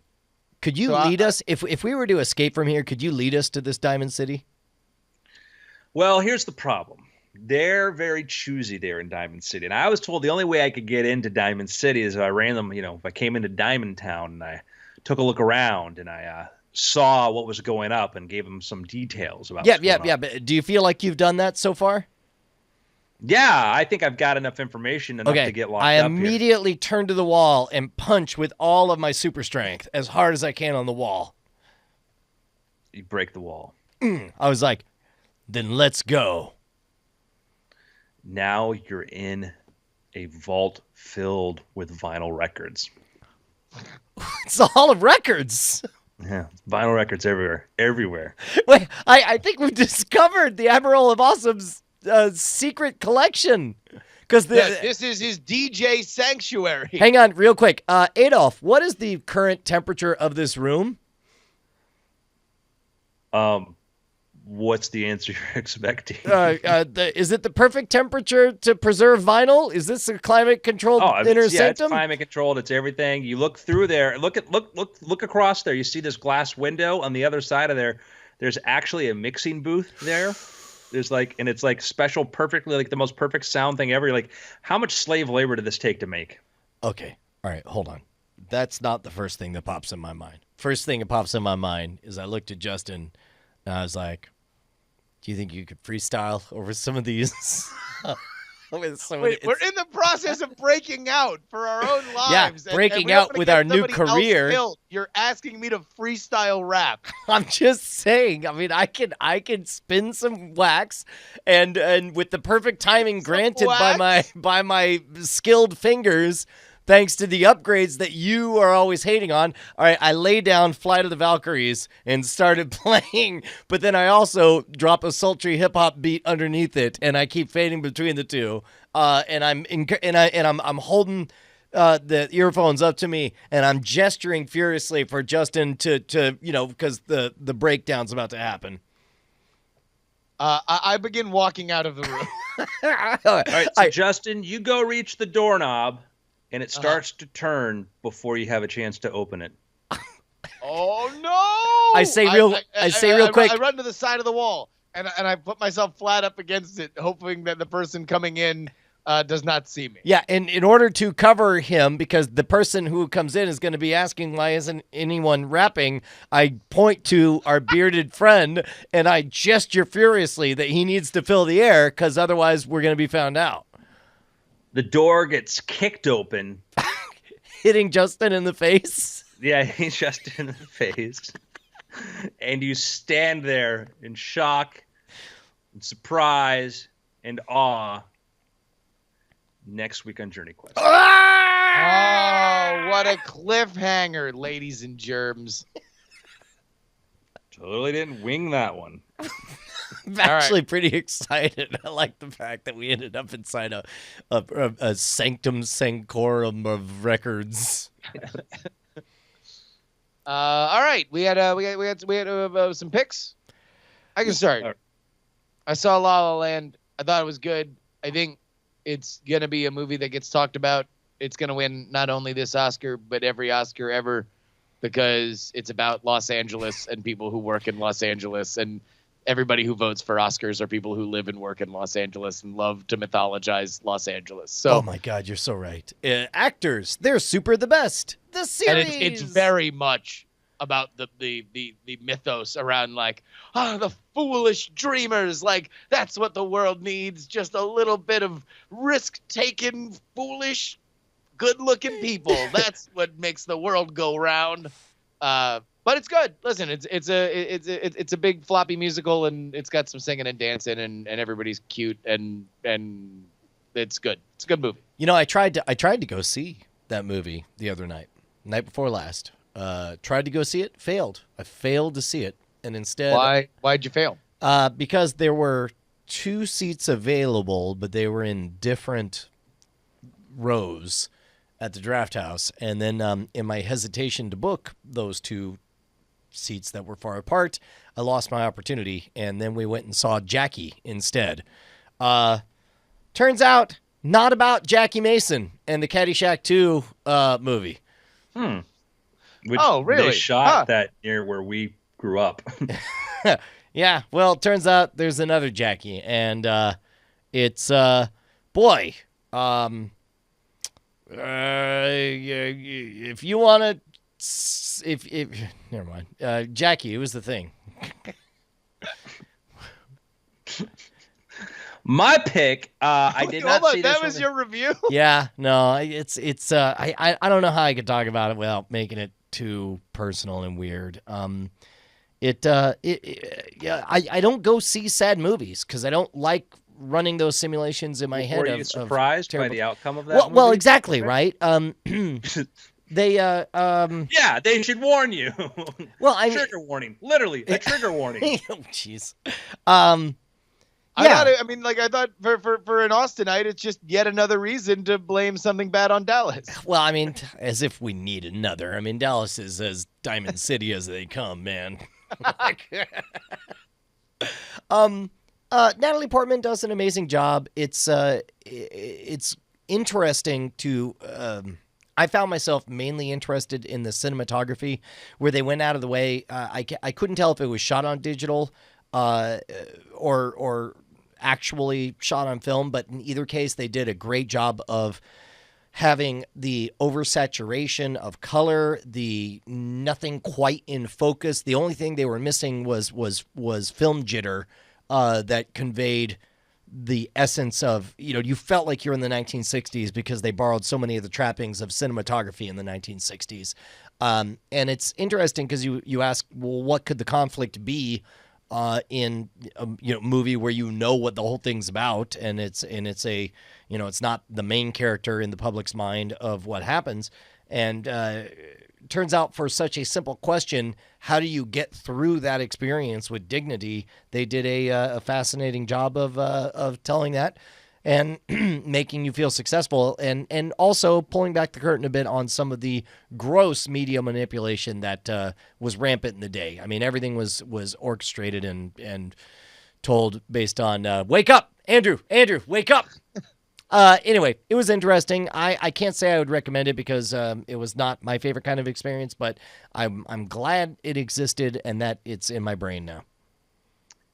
My pick.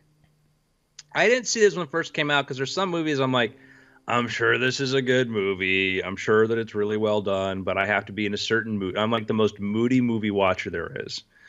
And by the way, listeners, that's no BS. Even movies that he loves, like you got off on the wrong foot with Gravity. You got up and left in the first 5 minutes and then went back to watch it another time and enjoyed it. Yeah, and I didn't, and with that, I didn't leave oh, this is horrible, whatever. I'm like, I'm not in the mood, and I'm not going to give it the fair shake, right? Kind of thing. And that's where it's like I'm more like, if I don't like it, it's me, and I'm not going to judge a movie by me not being a little bit whatever. And I think that Gravity is like there was funny because I read a criticism of Passengers, and they made some point about this thing that happens in there that was sort of in Gravity. I'm like, yeah, that was bad when that happened in Gravity, but Gravity's a great movie. Gravity's a great movie. Yeah. But there's just one or two moments where you're like, okay, this was a choice that just you didn't need it or whatever. But great movies can overcome that.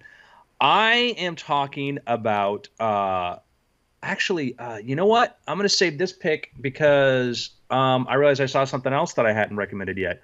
Sicario. Oh yeah. I don't know anything about Sicario.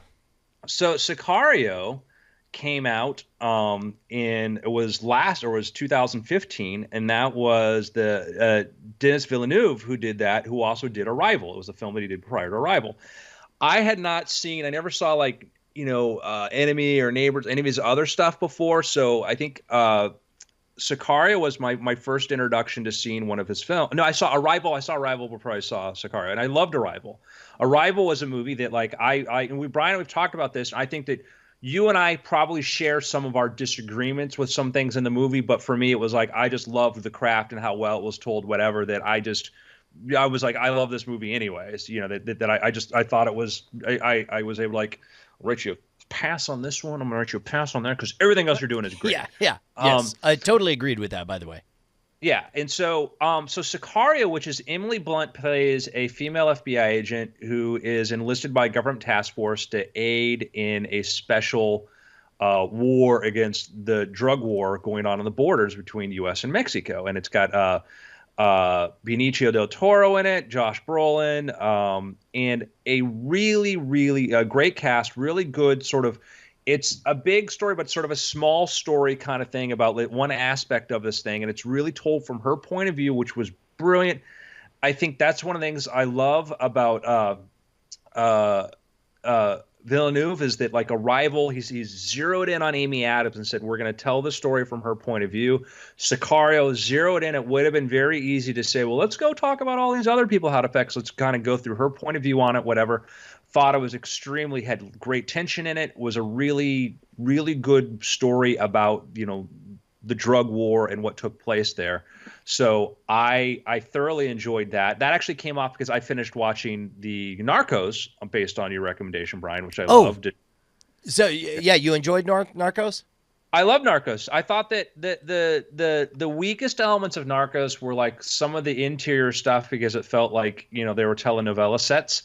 But the performance is really good. The writing is really well done. And what's fun about that is, talking to my father, we moved to South Florida when I was a kid because my father was put on a special government task force to go after drug lords. And so, my father was involved in a lot of like high profile investigations and stuff and things that made it in the news and all that. My dad, I won't say who, but my dad brought down like some major names and stuff, and we had, his name would show up. My dad's name would show up on hit lists and stuff. So, But anyhow, so I got to grow up around that. But anyhow, watching that, and these were very, very, they were the most violent of the violent people. These were people that like gangs that killed 30, 40 people, kind of whatever. Sort of, these are the people going after. It wasn't just some guy in his bass boat bringing in a bale of pot. It was like going after the most violent. Enterprise. What's that? These were criminal enterprises. One's working with in some other countries and stuff. One of the things they went after a couple different people who were like in positions. You have some of these island countries and some of these Latin American countries where you had strongmen who worked for politicians who were like hitmen killing people, and the guy who was president or running this country, they had a hitman working, like people like that. But anyhow, long story short, being able to talk to my father about that was kind of neat because my father enjoyed it. My father was good, and one of the things that he talked about was like, my father was the ATF. It's like, we would send agents down to, you'd send agents down into, Colombia, whatever, and they would go local. They would go like what you saw there with what happened with how they kind of changed up or whatever. My dad says, that's a real thing, what was portrayed there. So from somebody who was involved in that, and they took a certain amount of license, but man, what they did beautifully with Narcos was it was a joint U.S. Colombian production. So it was shot in Colombia. They had some fantastic Colombian directors work on this, so the locations were real.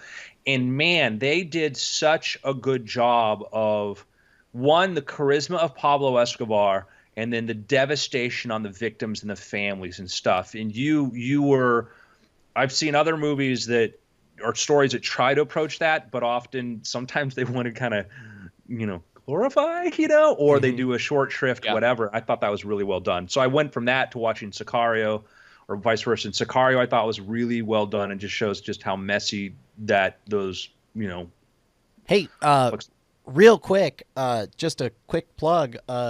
Andrew, you were kind enough to send over an advanced copy of the new Jessica Blackwood novel. Bonnie, we do all audiobooks all the time because we never have time to sit down and just read. Bonnie made time and loved it. And in fact, wow. she said there was a scene, I don't know which scene it is, but it looked to be about a quarter of the way into the book. But she made a big moment of I'm folding this down. It's about 10 pages long. It's really sweet, and I think you would enjoy this moment. And so I don't know what it is, but for a story that I don't think I'm speaking out of turn to classify parts of it as being very dark. She thought that there was one very charming relationship-centered vignette that occurs in the first third to quarter of the book that she liked very much. Oh, you know what it is. Okay. I know what it is now. I didn't know.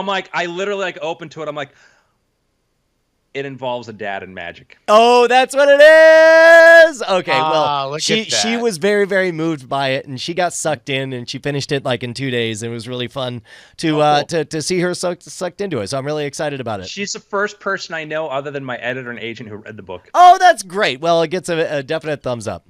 Yeah, glad to hear that. Yeah, I'm glad. Yeah, I was asked to provide a list of people who you want to send books to. I'm like, I don't know, I'm like, well, who do I know that likes the books and been cool? I'm like, let's put Bonnie on the list. So. Yeah, well, good. I'm glad you did.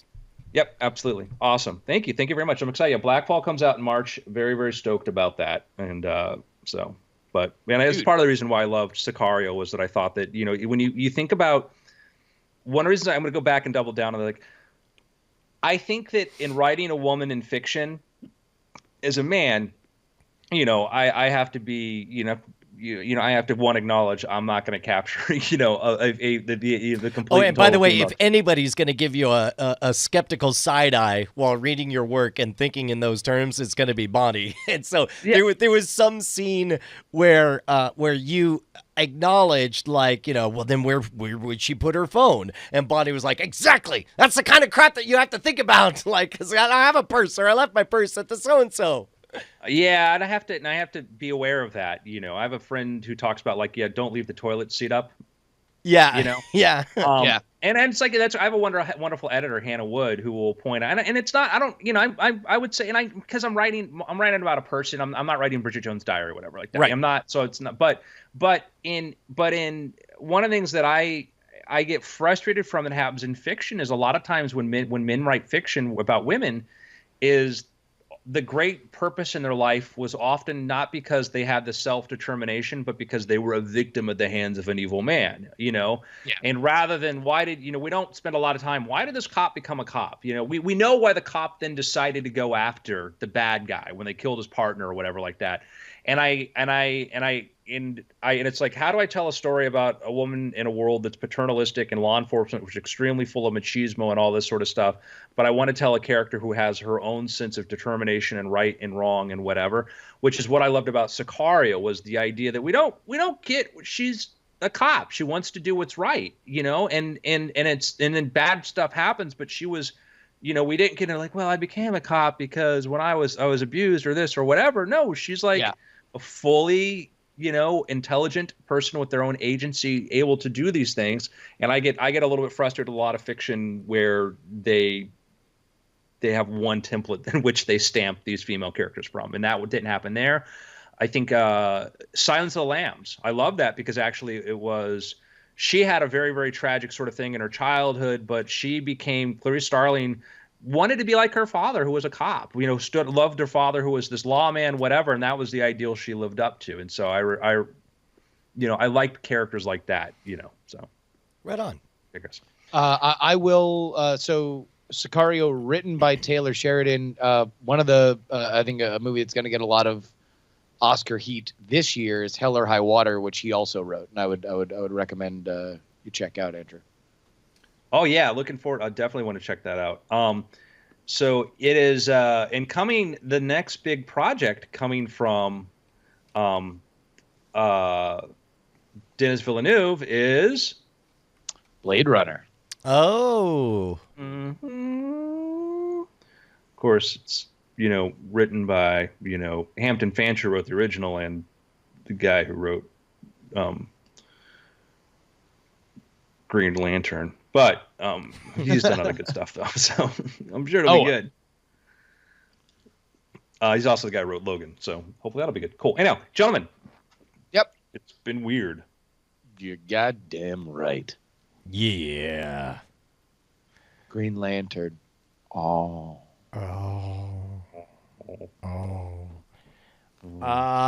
You want to move on into? You want to take a short break, and we'll do after things. A little break, and then Hang on, let me find some J-pop. Yeah. Let's see.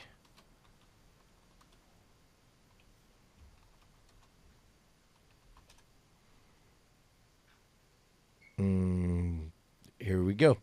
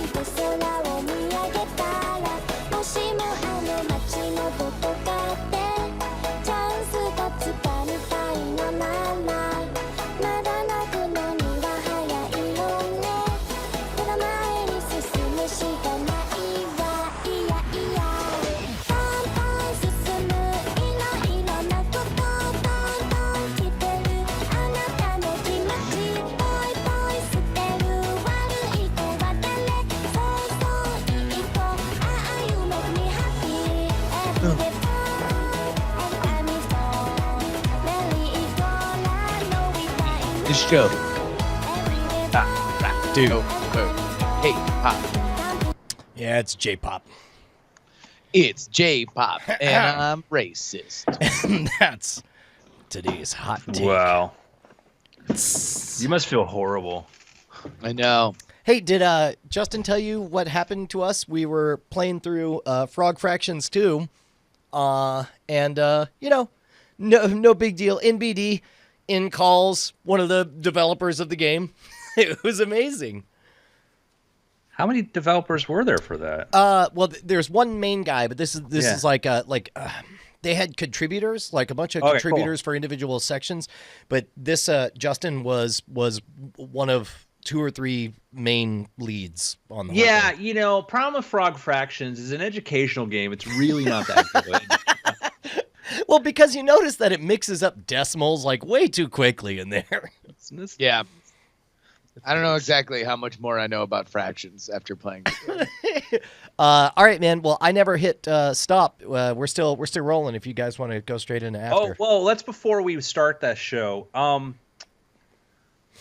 me ask you a question, Yo. Because I think I know where we're gonna want to go. Do we want to go there? I think we should take live calls on the air. I think we can open up the phone lines, and whoever calls in with whatever opinions, no matter what their accents are, we're real interested to hear from them. I'm totally not comfortable. I've already been through this trial by fire, man. So it's like I don't mind. Oh no, I work in this town. I know, but but I mean, there's an expectation on Spoiler in Time of me pretending to be a critic, and as such, I had to give honest opinions, and I was able to find things that I liked a lot, and things that I found hugely, highly admirable, and other things that I thought are symptoms of a disease that the entire Star Wars franchise has that need to be excised and removed. This weird compulsion to make everything as though it's one 16-hour long movie, and it's going to be the worst 16-hour movie ever. Justin.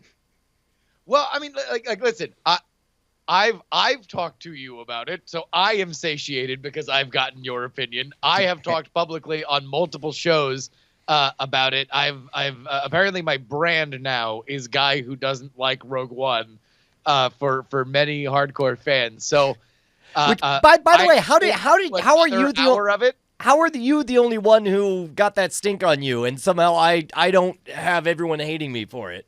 I have no idea, but I still get random, like the barometer of whether or not Rogue One is a good movie is whether or not people are like, they come to tell me their opinion because I have stuck my flag in the ground on it. So and you stand there all like, I don't know what you're talking about. melting mics with these hot takes. So I'm fine to do it if there's a way that we can get to another point while using it. I think it would probably be more constructive. But I mean, in terms of us just talking about the movie, like I don't know, we can do it or we can not. You know what? And we could also, to be honest, I could talk for an hour just about the implication of there's never been a movie like this where we saw, after the fact, a deceased celebrated actor exploited. And I say exploited in the economics use of the word, in that they made a tangible benefit out of latent assets laying there. Well, no, all right, we're just gonna get into this discussion because it's just like why there is. All right, so they go to the New York Times and they explain why they put in CG Tarkin, right? They did. And hold on. Should we save it for the show? Are we doing a show or are we not doing a show? All right. This is my only thing. They say if it, Moff Tarkin is a part of the Death Star, so if he's not there, the people are going to be asking questions as to where's Poochie, and it's like. I don't know. I'm going to raise my hand. I would not have asked. Yeah, that's a little bit like saying, well, I mean, Kiefer Sutherland is a citizen of Earth. And if we're going to do a movie about Earth, everyone's going to be saying, where's Kiefer Sutherland? Where's Kiefer Sutherland at right now? Oh, my God. It's your call. I mean, we could just talk, Brian. I mean, you know what? You could just be real quiet for the next hour. Let me explain to you a story about a young Andrew Mayne on this thing called Twitter. Okay? Young Andrew Mayne had made a decision years ago after Sage had consultation with a buddy of his and nobody talking about social media, and realized, you know what? I think I only want to say positive things on social media. I think that I never really want to go negative. I never want to use it. Never want to use social media power to criticize somebody, to make somebody feel bad or whatever. For the most part, that's been consistent. And as I got more used to it, like I said, yeah, I'm not going to rant against things. I'm not going to rip into things. I'm never going to go negative. You say mean things to me on social media. I'm not going to do my sick burn on you, because I don't believe in that culture. I don't like that. I don't think that advances whatever. So yeah, that's more a Bryce of Diamond Town type of thing to do. No, well, not Bryce at Diamond Town now. No. Whoa. No, no. So I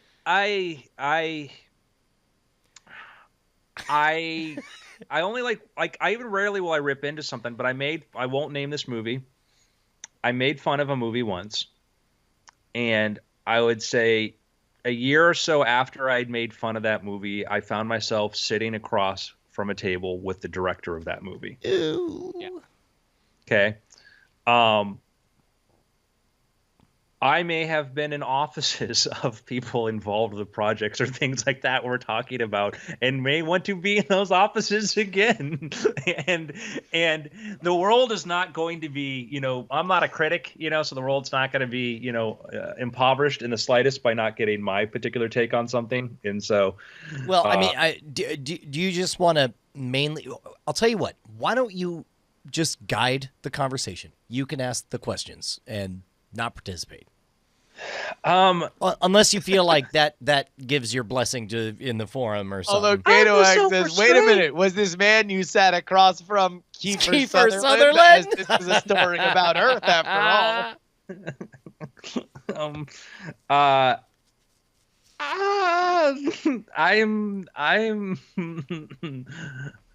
I was all for like, you know what we'll do, guys? We'll use like fake names, and I'll be like Adam, and we'll have Braun, and Jason and stuff, and we'll talk about Braun it. And then Jason. as I watch our stupid faces on this, I realize, yeah, that's just a dumb idea. Would it be too weird to actually open up the phone lines and get a discussion going? That it would be a bit off brand for what we do on After Things, but if it's the choice between that and not discussing, all right, let's have our big. Do you want to just do our big Star Wars discussion? Let's just do our big Star Wars discussion. Okay, all right, Here we go. Mark it. It's 1:02 and 58 seconds. 3, 2, 1. Hello, I'm Andrew Main, and this is the After Things podcast. I'm joined by my usual cohorts, Justin Robert Young. Hello. And Brian Brushwood. Hello, beautiful people.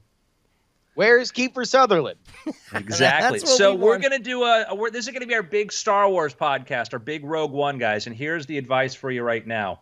If you have not seen the movie, go see the movie. And I would say we all say, if you like Star Wars, go see the movie. That's our thing, right? Yep. We're going to dive right into spoilers. No warning. Spoilers.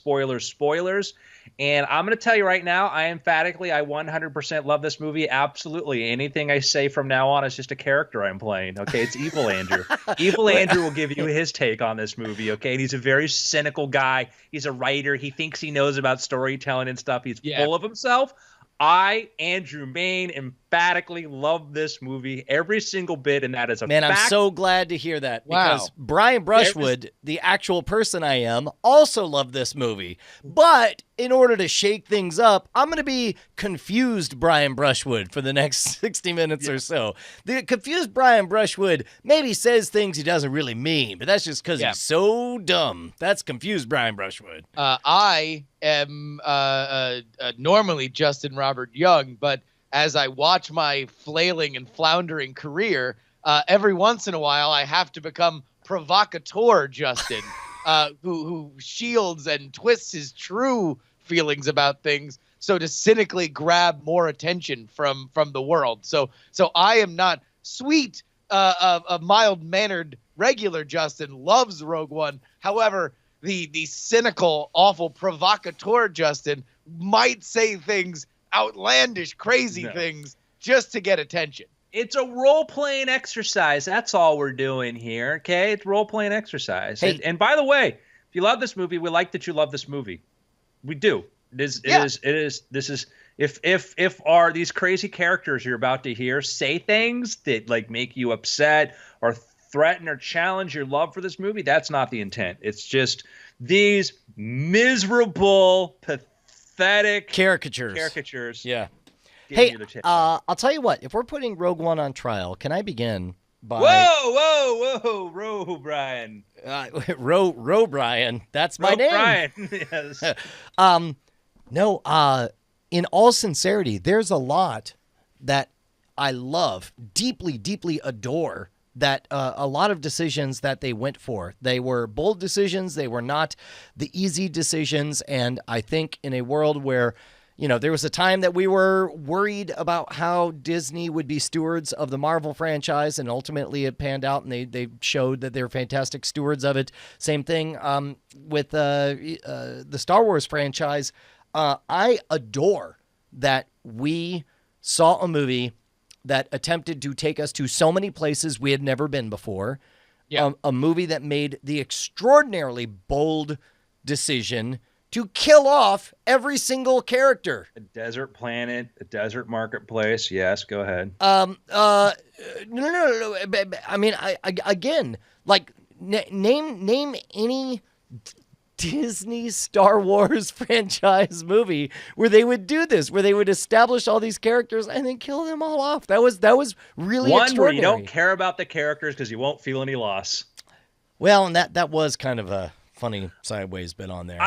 I am very happy that Disney owns Star Wars. I'm absolutely when Disney bought Star Wars, I was thrilled with it because Star Wars is a universe that I think has so much more life to it, so many more stories are going to be told, and I thought the only company I thought that would put the time and energy investment in to make that work is Disney. And the thing that made me feel good about it too was that if they didn't, when we first talked about they were going to do movies, my reaction was if they don't get the first ones right, they will eventually get them right. They will make it work. They will make it work because there's a lot invested in it. There's so much potential there. So I wasn't going to panic when, I Force Awakens, like 60% of that, 60-70% of that movie, I think I adore.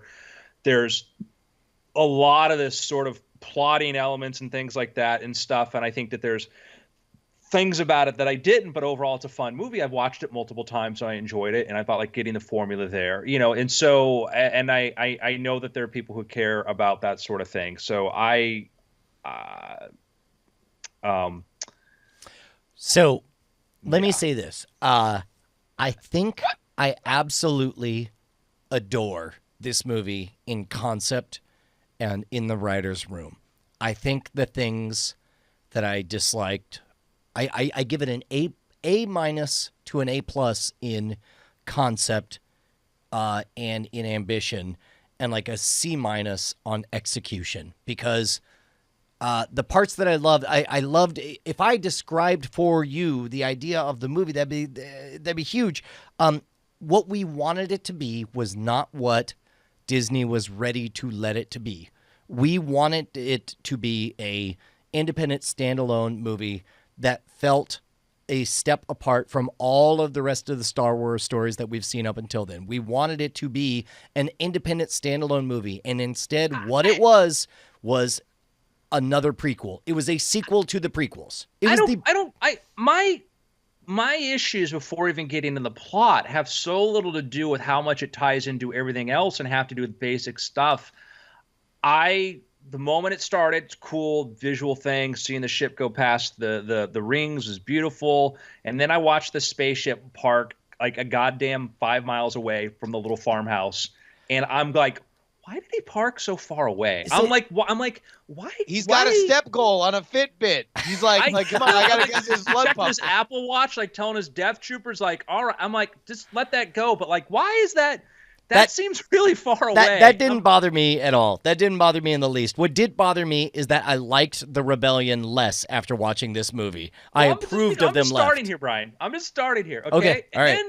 And then like there was some cool visual stuff and things like that. Was like the little droids and stuff, things like that. And then they're talking and they're talking and they're still talking, and I'm like, I'm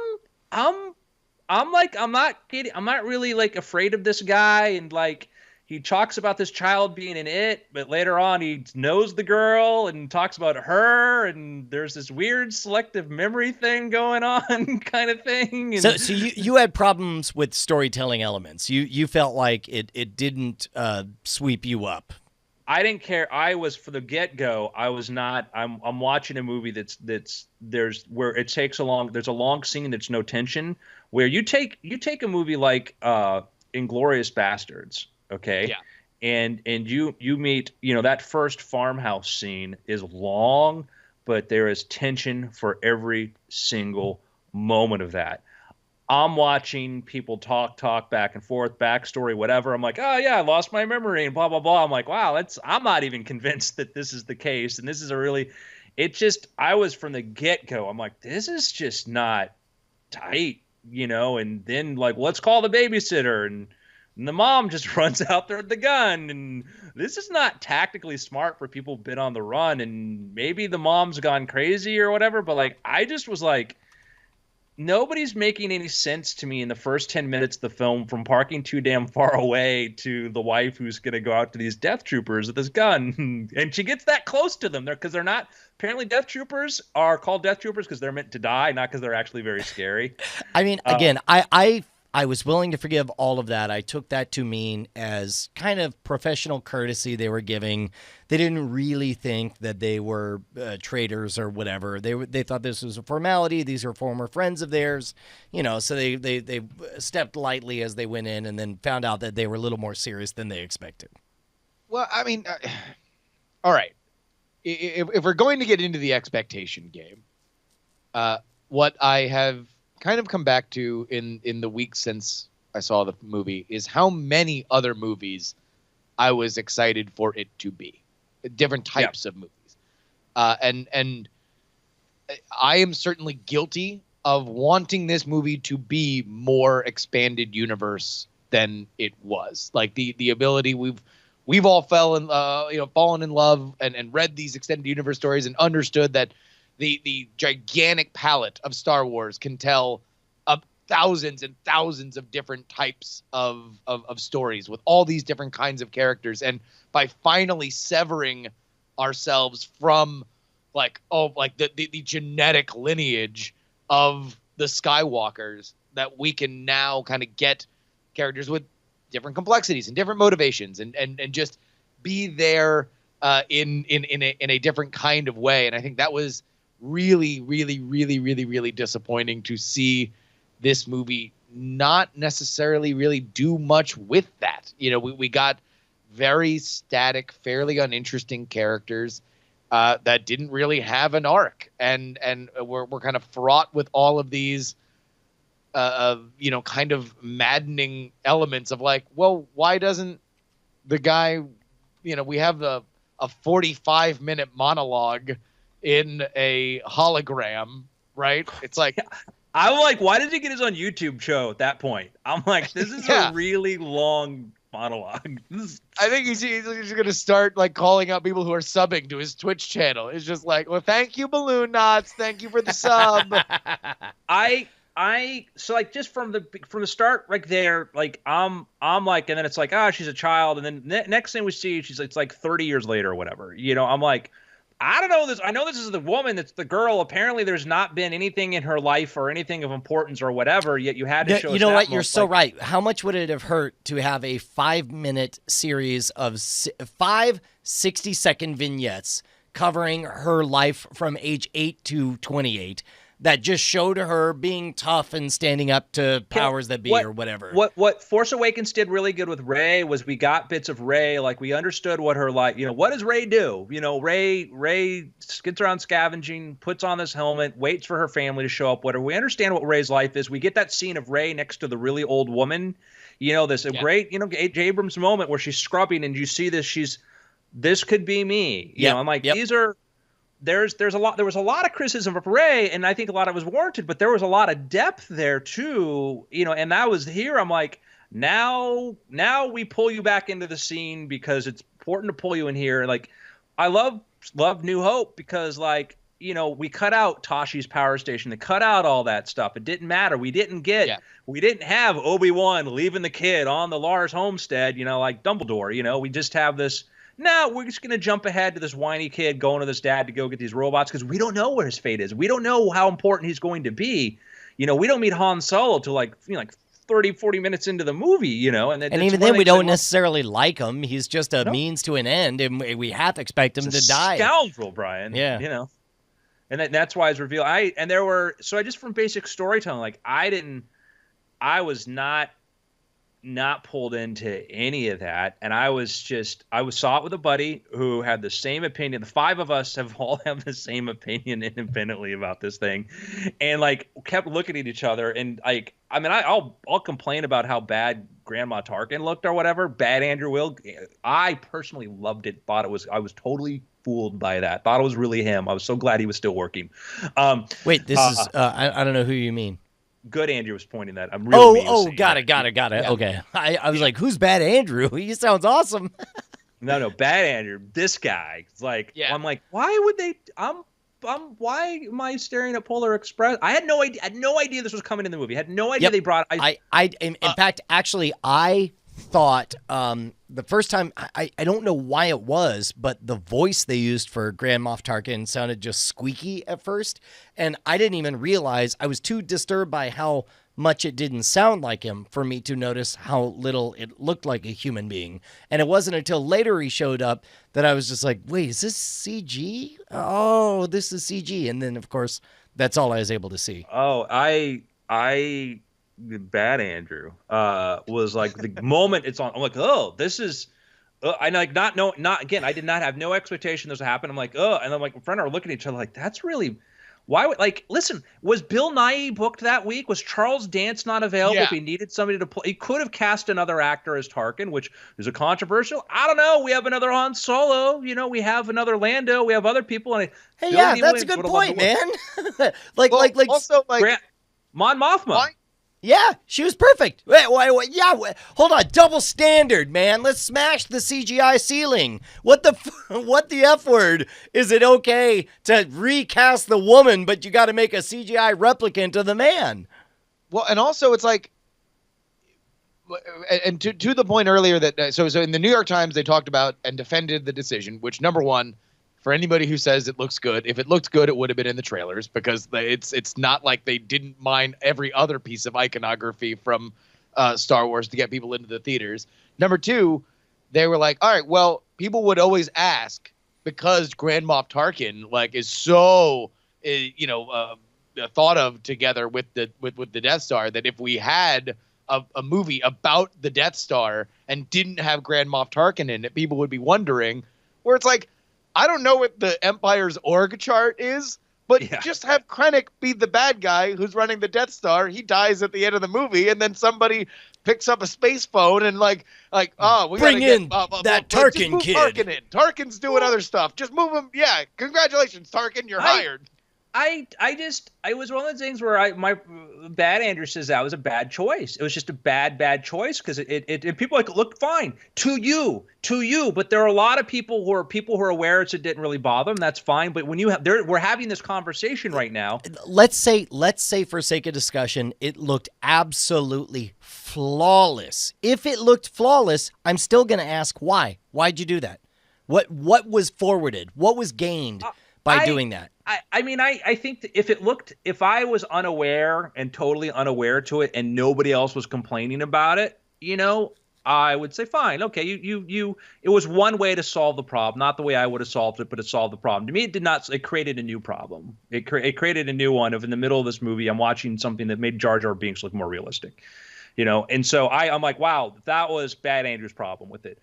But again, that's just technical. I mean, that was a technical problem. I'm still I've asked multiple people, what's your favorite characters? And again, they point out they love Zatoichi and Tarson Case they point out to the knockoffs. Donnie Yun's character in K2SO. And that's the thing gets me is I'm a big fan of Zatoichi, the Blind Samurai, and man, this is kind of cool that he's in a Star Wars movie, but that's Donnie Yen doing a really good Zatoichi, and we discussed this separately. I don't mind it, considering that all of A New Hope was, basically just a skinned version of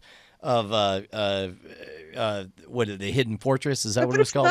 It's not. It's not. It is their element. But there is a difference between if I pick this character up out of the street right there and I put him into a Zatoichi movie, literally dressed and doing what he is, and you're like, oh, cool. That's thing. And the Hidden Fortress is and it's Hidden Fortress. It's a lot of things, but it's not a skin. It's transformative. This was not. Yeah. The only transformative was we'll put him in here and get credit for this great character that existed elsewhere. Which I think the idea of having a character very much like that in a Star Wars movie is a very exciting thing for me. Like, I think that's a really cool idea, and I can very much understand where people like enjoy the hell out of this movie because, listen, the guy with the big gun, that's cool. That feels like a cool Star Wars-y kind of idea. The blind samurai that worships the Force but probably is not Force sensitive. Although he kind of gets his wish because he claps 3 times at the end. And it's combat scenes. He walks in the middle of the stormtroopers who are known for their deference to the handicapped, so he can stand in the middle of them. And I'm like, it's like, oh, I'm gonna give a speech from over here. And actually, I in defense of the movie, that was some of my favorite stuff in the movie because that was the first time that I got a hint that maybe the world had forgotten about what the Force was and what it meant to be a Jedi and stuff. Because I just had the middle of they're having a stand down. The stormtroopers have their guns aimed at people, and they let this guy just walk right in. And I'm like, this is just not like. No, I didn't think. Bad Andrew didn't think that anybody made this had any sort of idea of like what combat should look like or how to make it gritty or real. Because when I heard about Black Hawk Down and Star Wars, I'm like, great, because that was a movie that like worked really hard. No, I would say that's the problem with this movie is when this movie is at its weakest when it reminds us what actual combat looks like. Because I mean, A New Hope looks nothing like real combat. Empire Strikes Back looks nothing like real combat. Wrong. Oh, Empire Strikes Back, trench battles, absolutely. Sure. But the question is which battle? It looks like World War II. Everything in the original trilogy looks like World War II, which is great because it's very clear who the good guys are, very clear who the bad guys are, and everything makes sense. This, when they go to space Afghanistan and we start watching the one side that's just trying to maintain order in the galaxy get terrorist bombed by religious zealots. But they didn't act like military trained people. And that was one of our criticism of Finn from Force Awakens was like, man, from a guy who's brought up in this really brainwashed military unit, he just acts like a kid from my honors English class. Yeah, sure. But I guess my point is Rogue One to me was its weakest when it changed the type of warfare that it was depicting from the original trilogy. I didn't like watching Vietnam the movie, the space movie. I was very excited for the idea of Star Wars Vietnam. Like I wanted that movie. I wanted. Just a 3-hour cut where, it was just like, again, like I wanted Apocalypse Now. This was like they looked like, Vietnam's got a lot of palm trees. We'll do a beach with palm trees. That's Vietnam, right? That's pretty much what it looks like. And it's like, no, it's mud and dirt and these trenches and these patties and these really hostile environments that are kind of pretty, but you can't get through. And it was like, that was one of my Bad Andrews mini. I personally loved it. Thought it was very pretty realistic. Hey, by the way, did you guys read Peter Soretta's breakdown of all the scenes that were in the trailer that did not make it into the movie? Done. Slash Film. Go check that out. Yeah, that was really interesting. Listen, there's a fairly clear case that, famously, and this is not a secret, there was a lot of reshoots on this movie. They obviously changed a lot of not only, I think that there's a case to be made with fairly good supporting evidence that Jin's character overwent a fairly large overhaul, which I think probably hamstrung, where that character wound up going, and the fact that she's as flat as she is. The ending of the movie seems to be almost totally changed, and I think that's probably part of the reason why it is just the same Star Wars space battle thing that happens, although this time that they have the Spaceballs Druidia air shield. Oh my god! Boy, that is an unfortunate design choice. I'm like, why are we in Spaceballs? Why are we in Spaceballs? It really was exactly the design from Spaceballs. They should have just known it was 1, 2, 3, 4, 5. Open up the code. Come on. Yeah. So yeah, I think that there there's a reason why I had the kind of anger to the movie, and what kind of put it over the top was just all the fan service to me was so dialed up that I felt pandered to and insulted by it. Yeah, and in fact, I'm going to say that's that me. Like that's me reacting to something more than it should have, be realistically. But I felt like that. It's like I can't go 5 minutes like without having some other, little like, whoa, remember these things? They were in another movie that's more likable than this one. Well, and I think you nailed it, and I think that's why people are taking to calling it, the greatest fan movie in the Star Wars universe, is that unfortunately so much of the movie relies on remember this thing from this other thing. Those universally, from beginning to end, were the weakest moments in the movie to me. Full stop. I literally, and I hate this word, cringed when I saw R2-D2 and C-3PO and Yavin 4 and I will defend that for a moment. Like when they bumped into Dr. Evazan or whatever, Hated it. the two from the cantina, the two guys from the cantina, I'm like, no, this is supposed to be a big huge galaxy and they're gonna bump into them and we're gonna get this. This is a first. Oh, I'm sorry. Let me go back. By the way, thing that drove me nuts. Start of the movie, right? I knew I was scared because one, like he parked really far away to get these really nice big visual shots of them walking towards there. Okay. Then they're inside the homestead. And she's pouring her what to drink? Blue milk while looking The at the camera, mirror. it's blue milk. We're gonna let the camera just stare right at. We're gonna center this right there because guess what? We're gonna have at Star Wars Land in Disney. Blue milk. No, seriously, because Butterbeer's been doing so well, they're actually going to do blue milk. But just like literally, we're going to linger on the blue milk. Damn it! And now good Andrew. I love that. I was great. I'm like, that's great homage. Got to linger. But what does Bad Andrew think? Bad Andrew's like, why did you just let this shot just settle on this? Or is it because is it this sort of Big Bang Theory sort of method of joke telling, kind of thing? So it was just I'm like, oh, that was not a directorial choice. That was an audience. Hey, audience, wink, wink. That's what they drink, which kills kind of into the tension there or whatever. And it was just this. It could have been just a subtle thing, but it had to be put in front of us. And then when we get, Pomber, whatever, those people, as they bump into, I'm like, no, this is a very tiny galaxy now. This is a very small galaxy. Well, and that's the problem, is that on the one hand, you get the payoff of an aha sense of nostalgia, of connection, and we're like, oh, that's related to the other thing that I like in the thing.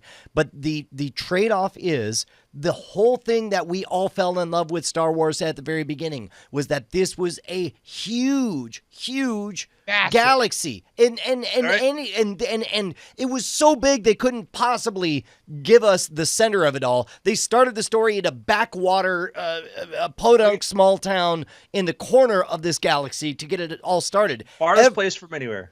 And yet here we are, 14 movies later, and I'm pretty sure the entire galaxy is exactly, 4 set pieces wide and 3 characters tall.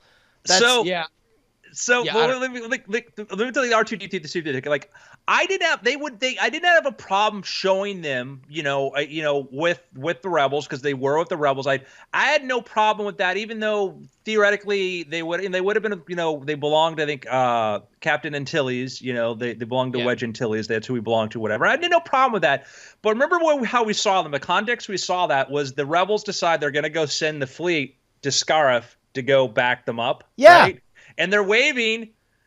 Next time we see R2-D2 and C-3PO, they are where? They're on the ship. On the ship. Which means, okay, and I'm glad you said this because somebody was saying like, no, it was pretty clear they were part of the fleet. They were getting on the fleet. That's what Tom Merritt, that's my bad Tom Merritt impression. But by what I saw, it looked like they went off, they won the battle, they got the super floppy disk of doom, and in the middle of 12 9/11s, Leia says, ooh, we got hope. A new hope, one might say. Wink!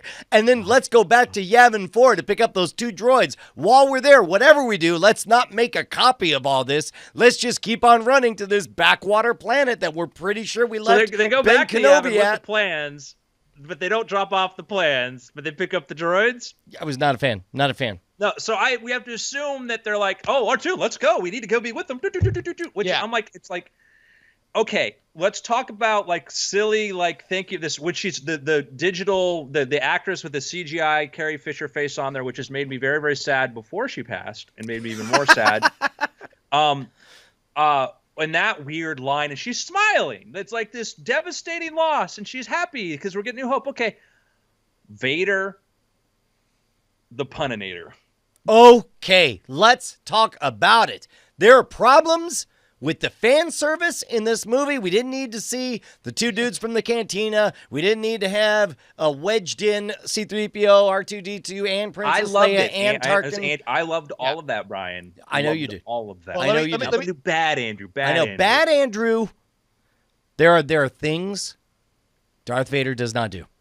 He does not do a dance like MC Hammer, and he does not make bad puns, because let me tell you, if Darth Vader were to enter an O. Henry pun-off, he would win, and it would be with biting, cutting, throat-slitting sarcasm. It would not be eye-rolling, groaning.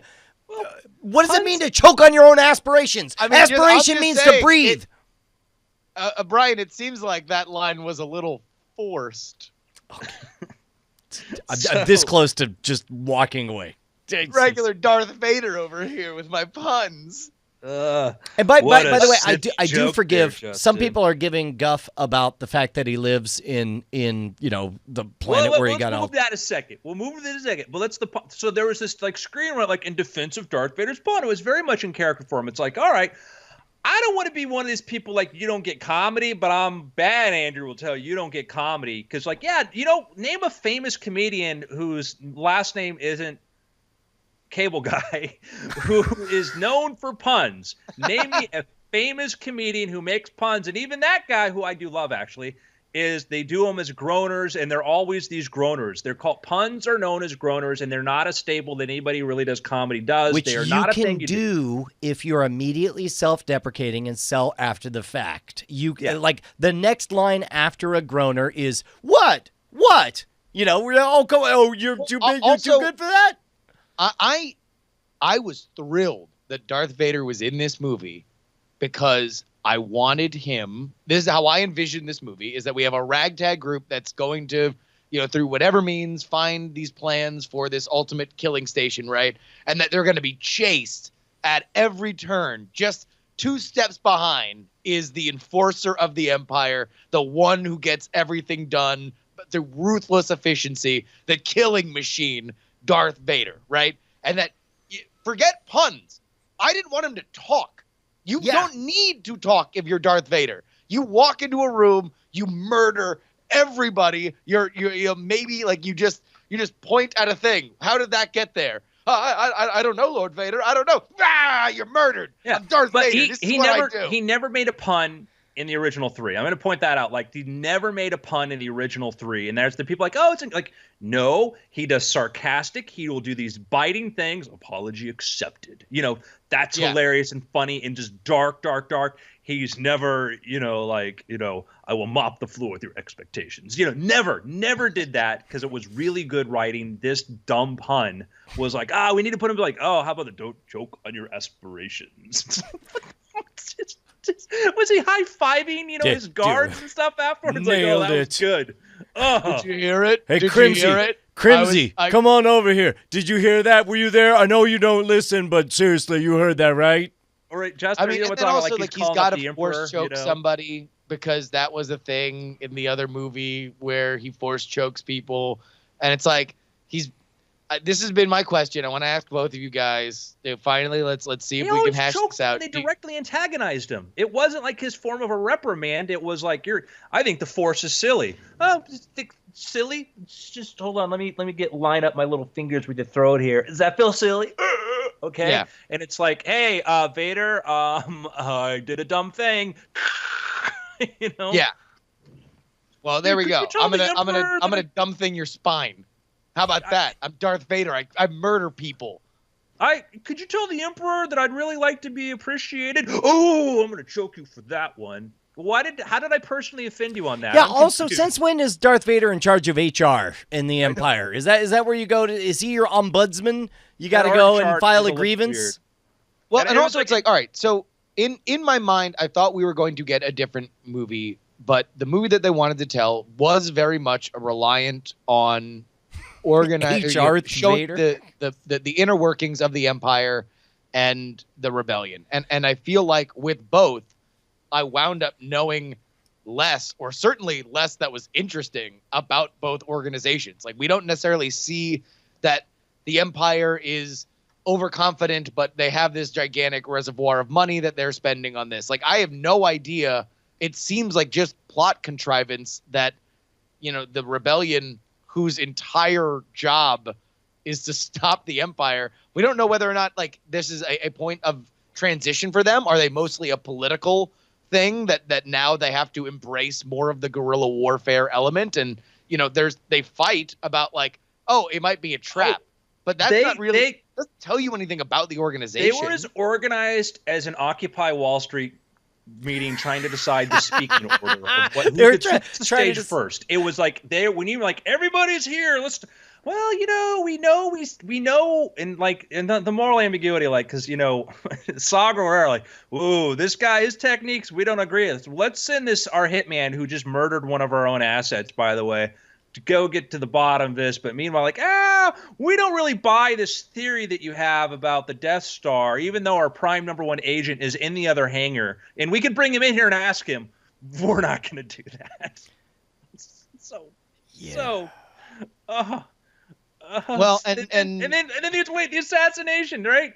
He set up his sniper mount on the balcony, and I don't know why he decided that was where he was gonna go. Because, like, did he get it? Did they, like, Krennic likes to pee off the balcony? Found out that's his thing. Likes to pee off the balcony. If you want to get him, that's where you're gonna shoot him. Like, he's waiting for him to just show up there or whatever to do that kind of thing. Because it wasn't like he was flying in a shuttle to meet there. He was already there, but it was like, whatever, something kind of things happen, whatever, and then. I just was like, this makes, like, Rebels, the Star Wars Rebels show can be a fun cartoon. This had as much logic as one of those. I would say Rebels is maybe even a little more consistent in its I was logic. unkind. What's that? Balloon Knots meeting on the balcony, 9 p.m. Rain or shine. Yeah, exactly. It's like they crashed within, like, distance of there in the secret base, and nobody's like, what was that noise? I don't know. Nobody knows where we are. Carry on.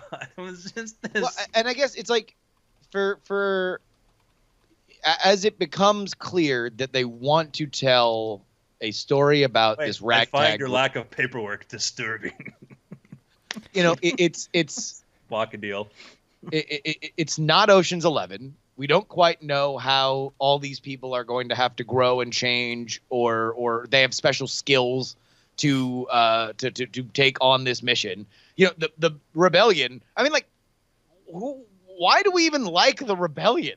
Like, Oh, there's no. just I definitely like them less after this movie. I like them the least I've ever liked them after this and movie. also, like, Mon Mothma in her moment of courage under fire is like, all right, I'm pretty sure that there is a massive thing that we need to move on immediately, right? And I've dispatched my best people. I'm consulting with them directly. Let's take it up for a vote. Should we do this thing that I'm pretty sure is of major importance? I don't know. It might be a trap. Like, all right. Well, we voted. So there we go. That's me. Courage under fire. Mon Mothma. We're just gonna. Sure. I mean, like, and she doesn't go behind their back and be like, all right, no, I know I have to be the president here, but, like, y'all need to go take this out immediately because I'm secretly showing courage here. I was like, they're like, we think it's a trap. We know. Like, I think your face is dumb. I'm Mon Mothma. We're going Well, forward. we with know this they've been mining kyber crystals out of there, but we think it's maybe because their empire's into artisanal jewelry. We think that's why they're doing it. Yes, we've heard your story that they just wiped away a city with the super weapon, and we could check that. But we're not gonna. And that was like other too is like little convenience, like, oh, we need to tell, like when they're like on the Imperial planet, like, oh, we could send a transmission. No, we're too deep into Imperial space to go do that. Like, when has that been a thing? That's a reason not to do a thing. Well, and I was a little annoyed also that they fired the Death Star 4 times in the movie. That like, where it's like, and it's not even like, because if you're thinking like, oh, this is like a proto. Number one, I think we're all of you surprised that the movie did take place as close to A New Hope, because there was like it was really only like when we got well into the movie that I was like, oh crap, this is like 5 minutes before A New Hope. Well, you know what I secretly hoped for? What I hoped it was going to do, like my problem was like, yeah, the one we're watching it fire, and then, you know, a guy who remembers, you know, Star Wars and was actually called Star Wars before it became A New Hope, like 2 years later in the re-release, you know, as soon as this battle station is operational, which means functioning, you know, in the, you know, which it was there waiting for it to go online, but apparently it was online, but now we had to sort of like, yeah, but it sort of wasn't. It was they didn't get their OSHA certification. So I'm one that, but the thing that I was secretly hoping for, like the thing I kind of want to like, how cool would it have been if they did kind of a Back to the Future 2 kind of thing, where we find out they were in the trench run too, and they were there and they got blown up or whatever, or they were part of that, you know, or they got killed by Vader, you know, or something cool happened. They got captured or tortured or killed by Vader, and then make them a part of the same story at the same time. Basically, pull in Ender's Shadow. Ender's Shadow was a companion novel to Ender's Game that took place from. It was one of the minor characters in Ender's Game, but you followed his backstory, and it ended at the same time as Ender's Game did. That would have been awesome. Look, there's a million things that would have been really, really fun. But instead they made a joyless thing without joy. God, or, you know, if you want to go like just really like, you know, they get captured, they're rounded up, they're in a cell, you know, and we don't know where it is. And then we hear over the loudspeaker, oh, main hit on the exhaust port. You know? Yeah. Oh, you know? like they're prisoners like on Toy the Death Story Star. 3. And then they all watch hold it happen. hands, you know? Yeah. I'd be like, that would be like, I'd be crying. I would be crying, but they're like, this is what I'd be like, oh my God, it's so tragic. But that would have been amazing. That would have been amazing. Yeah, that would have been there's I wanted now so suggesting bad that maybe they could have gone back to the Old West and met Mad Dog Vader. I gotta tell you, Skywalker! I wanted this to be a movie that could stand independent. I think I said this on Weird Things beforehand. Like this should be the first movie since our childhoods that was fully independent, and it was not in any way. If you're not familiar with the rest of the story, this is a weird-ass movie that makes no sense. I agree. People loved it. People had no... I mean, the people, I think some of the people kind of clapped the loudest weren't as connected. I disagree. I'm not the loudest, but I think... I mean, it's doing great. I think that it is a weird... And I think Red Letter Media did a good job of saying, like, hey, look, take all the Star Wars out of it, right? And just make it sci-fi the movie, right? And it's just all different stuff, and they're not X-Wings, they're other weird ships, and it's not a Death Star, it's a planet killer, and, you know, whatever. Like, what do you have? Like, why are we super excited when the pun-slinging villain, murders a bunch of people, and then somebody that we've never met and has never been referred to in the story gets a thing and says a word? It's like, okay, I guess that's, I mean, I guess they're important. Maybe. I don't know why. Yeah, I don't have a problem with it being tied into or whatever, but I do think that if it can't stand on its own, it's a problem. And like, And and this movie was so heavy with the Star Wars cocaine. That's what it was like. Star Wars cocaine. Like, oh, look, what do we need to do? A little Star Wars cocaine. We'll have these guys from, put some blue milk here. Okay, good. Okay, the guys from the cantina. All right, it's good. They like Vader. We're gonna like the fact that Vader's got this back to tank. All right, good. I don't know how you do cocaine, but that's my impression of that. Yeah, no. You're nailing it. Keep going.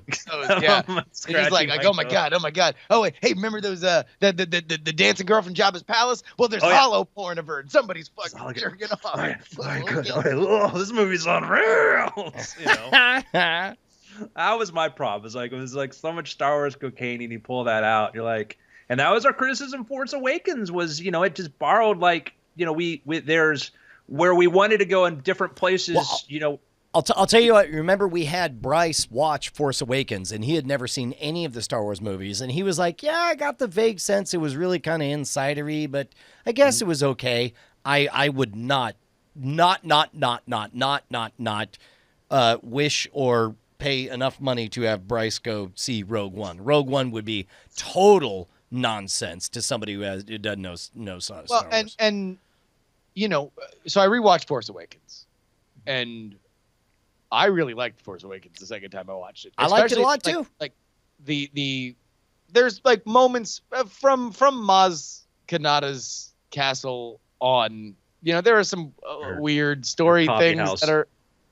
that are a little weird, but like at the end of the day, man, I love the character. The characters are so fun. They're so magnetic. They're so charismatic that it's like, okay, that's fine. There's some dumb story stuff here, but like, it was good. It was good to see those people do stuff. And I think rewatching it, it's like, hey, yeah, there's a lot of stuff that is like, oh, we're touching back to this original trilogy, but it's a story that starts our protagonist literally mining nostalgia for money. Mm-hmm. Like she's literally mining old relics of the original trilogy so she can survive. So I think that there's a little bit of that priced in there. Like I think that's kind of what they were going for. Can I I'm gonna point something out here too. It's like they did like they had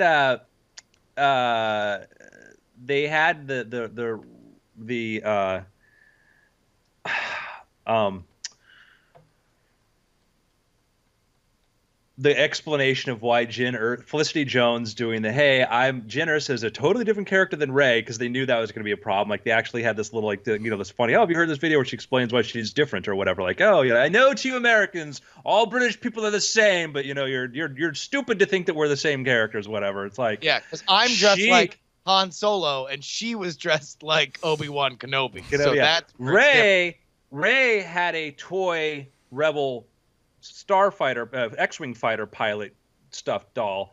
I had a stormtrooper stuffed doll named Stormy because I was raised by the Empire. When Rey was abandoned as a child, we didn't get a lot of backstory details as she was left on, her world. When I was abandoned as a child and put in the arms of this strange, when she was put in the arms of this very, guy on the other side of this nebulous sort of character, that was to become this sort of, scavenger. When I was put into the hands of this sort of nebulous, sort of underworld kind of character, he was not a scavenger, totally different. He used scavenge parts for his stuff. Very, very different backstories. Let me be very clear. We both clearly have abandonment issues by the Empire. But we're very different people. And yes, Luke Skywalker was also abandoned because of the Empire, but that's different too. Just to be clear, we're very different. It's very, very different backstories here. Balloon Knots nails it. It's like poetry. It rhymes. Right. You're killing me. You don't know the reference. That was one of the things like, wow, like, yeah, we're different. Why I'm like, man, like, imagine if I would have loved, again, I would not to try to rewrite the same, which is a mistake, but it's like, imagine like a teenage Jyn and some dude are on their idyllic farmer planet, and all of a sudden the Star Destroyer comes overhead, and we get this kind of up sort of narrative of like the two of them deciding to enlist and fight against the Empire, and then loses him or loses her sister or her friend or whatever because of the rebellion and runs away from the rebellion. Yeah. Pick up, give her like a soldier story. Give us a soldier, not the wounded little girl story or whatever. And I would have been like, man, I'd know something about her, Yeah, or even when they keep talking about things that are more interesting than what's happening, like when Forrest Whitaker's like, oh man, remember that crazy time where I trained you to be like this ISIS super killer, but we were with so many like effed up, morally dubious people that like I had to abandon you. That was the kindest thing that I could do, was abandon you because they were finding out who you were. Like, and even though you showed up and told them who you were, nobody cared just now. Yeah, it's like, oh, yeah, remember that was crazy. That was a crazy cool time. movie. Anyway, you want to go visit my telepathic hentai tentacle porn monster? I'm running an insurgent daycare. You want to go check it out? What is this play? I don't get what they're doing here, kind of thing. Well, because it's like, all right. So and this brings us back to the kind of rebellion thing where it's like, I could understand if part of this story is a battle between Mon Mothma and Bail Organa, where it's like Bail Organa's like, hey, look, like we have to push every political thing that we can, right? And we need to be like, it turns out, you want to know what we might actually I know somebody I can trust a lot. Yeah. It's like we might be able to make a deal. Here's what we're gonna do. And Mon Mothma's like, no, you want to know what? Like, we need to resort to guerrilla warfare. Like, we need to start blowing shit up. And so that's why I'm gonna turn to ISIS to be like, hey, look, sometimes we gotta become more of a militarized kind of rebellion. And now there's a back and forth there instead of it just being like, no, we're the rebellion because we're the rebellion after all. The rebel line was cut. But anyway, we're here today to stop the empire. Oh, that got cut too. And then and when the city is exploding, you're not coming. Like, nope. I'm gonna give you, I love the way Man of Steel had several father figures die. We're gonna use that playbook, so I'm gonna stand here and get exploded because but like you could be like a really valuable resource. Like maybe your wisdom and knowledge would be helpful to us. It's a suicide mission. We're going on a suicide mission. Yeah, no, we could really use somebody who doesn't care. Maybe somebody cares about a cause that doesn't care about his own life. I feel like that maybe. You know what? Or also somebody that's like seen the horrors of what it's going on, because I feel like if we ever get to a point where the entire rebellion's fate is decided by 4 people arguing around a table, that you would be great arguing for our side. That would be cool. If you could, you don't have to really go anywhere. Just go to Yavin and just be part of these arguments. If you or not, or you can. You could probably his die here. Contribution to the entire storyline was he was the guy, the pilot, who was not Diego de Luna because he had glasses on his head. He was the guy the pilot went to so the pilot could find his way to the rebellion. That was it. He was intermediary that had nothing that really weighed in or whatever other than creating this conflict in the middle with an explosion and stuff. I was just like, this was like, I've said this before, it's like I wanted to do like the Obi-Wan speech from Revenge of the Sith, which a new movie I did not like. Bad Andrew didn't like. Where it's like, you were the chosen one.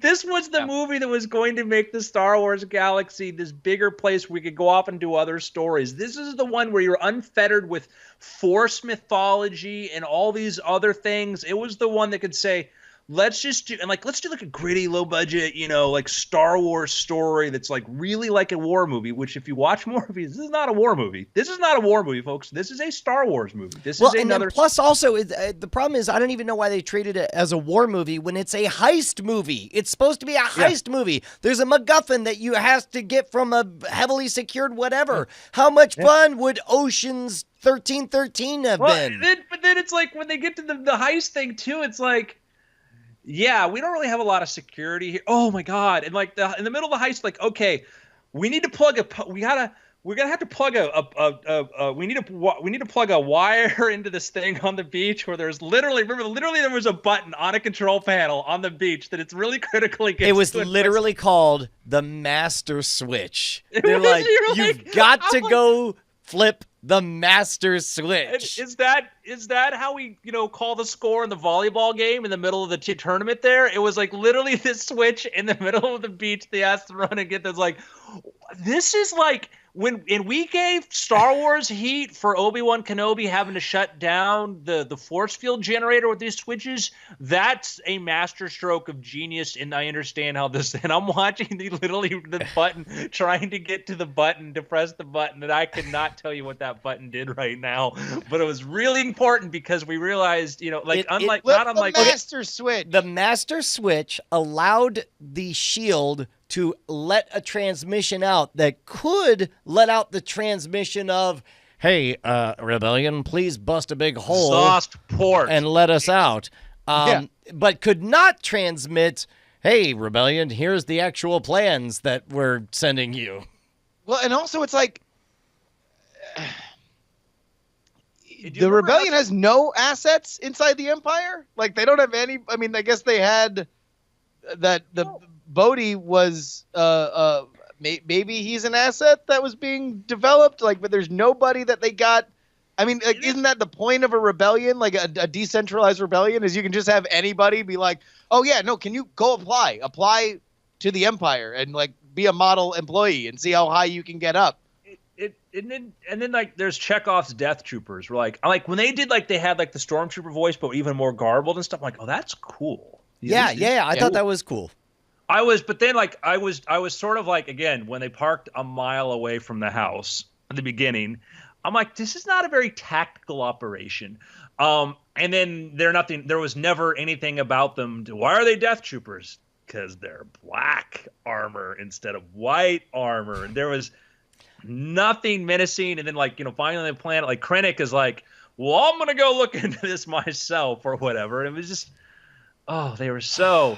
Because that's the only way that you get your quarterly Empire bonus is if you show high marks in doing everything, and you don't want to, I mean, geez, I'll tell you what, my wife will never let me live it down if I let Tarkin take my credit. I'm gonna go tell on him. I went my red stapler. I was like it's like Death Trooper. Like, man, like how cool would it have been if they were like a SEAL team in the very beginning, busting into the farmhouse and stuff, broken glass and screaming and stuff, and like just make you feel like you're in a real action movie. It also would have been cool. Every one of these are Star Wars. Everyone has been a war movie. Every one of these has been a war movie. And the battle scene in Empire Strikes Back is one of the best battle scenes in any movie ever, in my opinion. Yeah, you hear that? Microphone?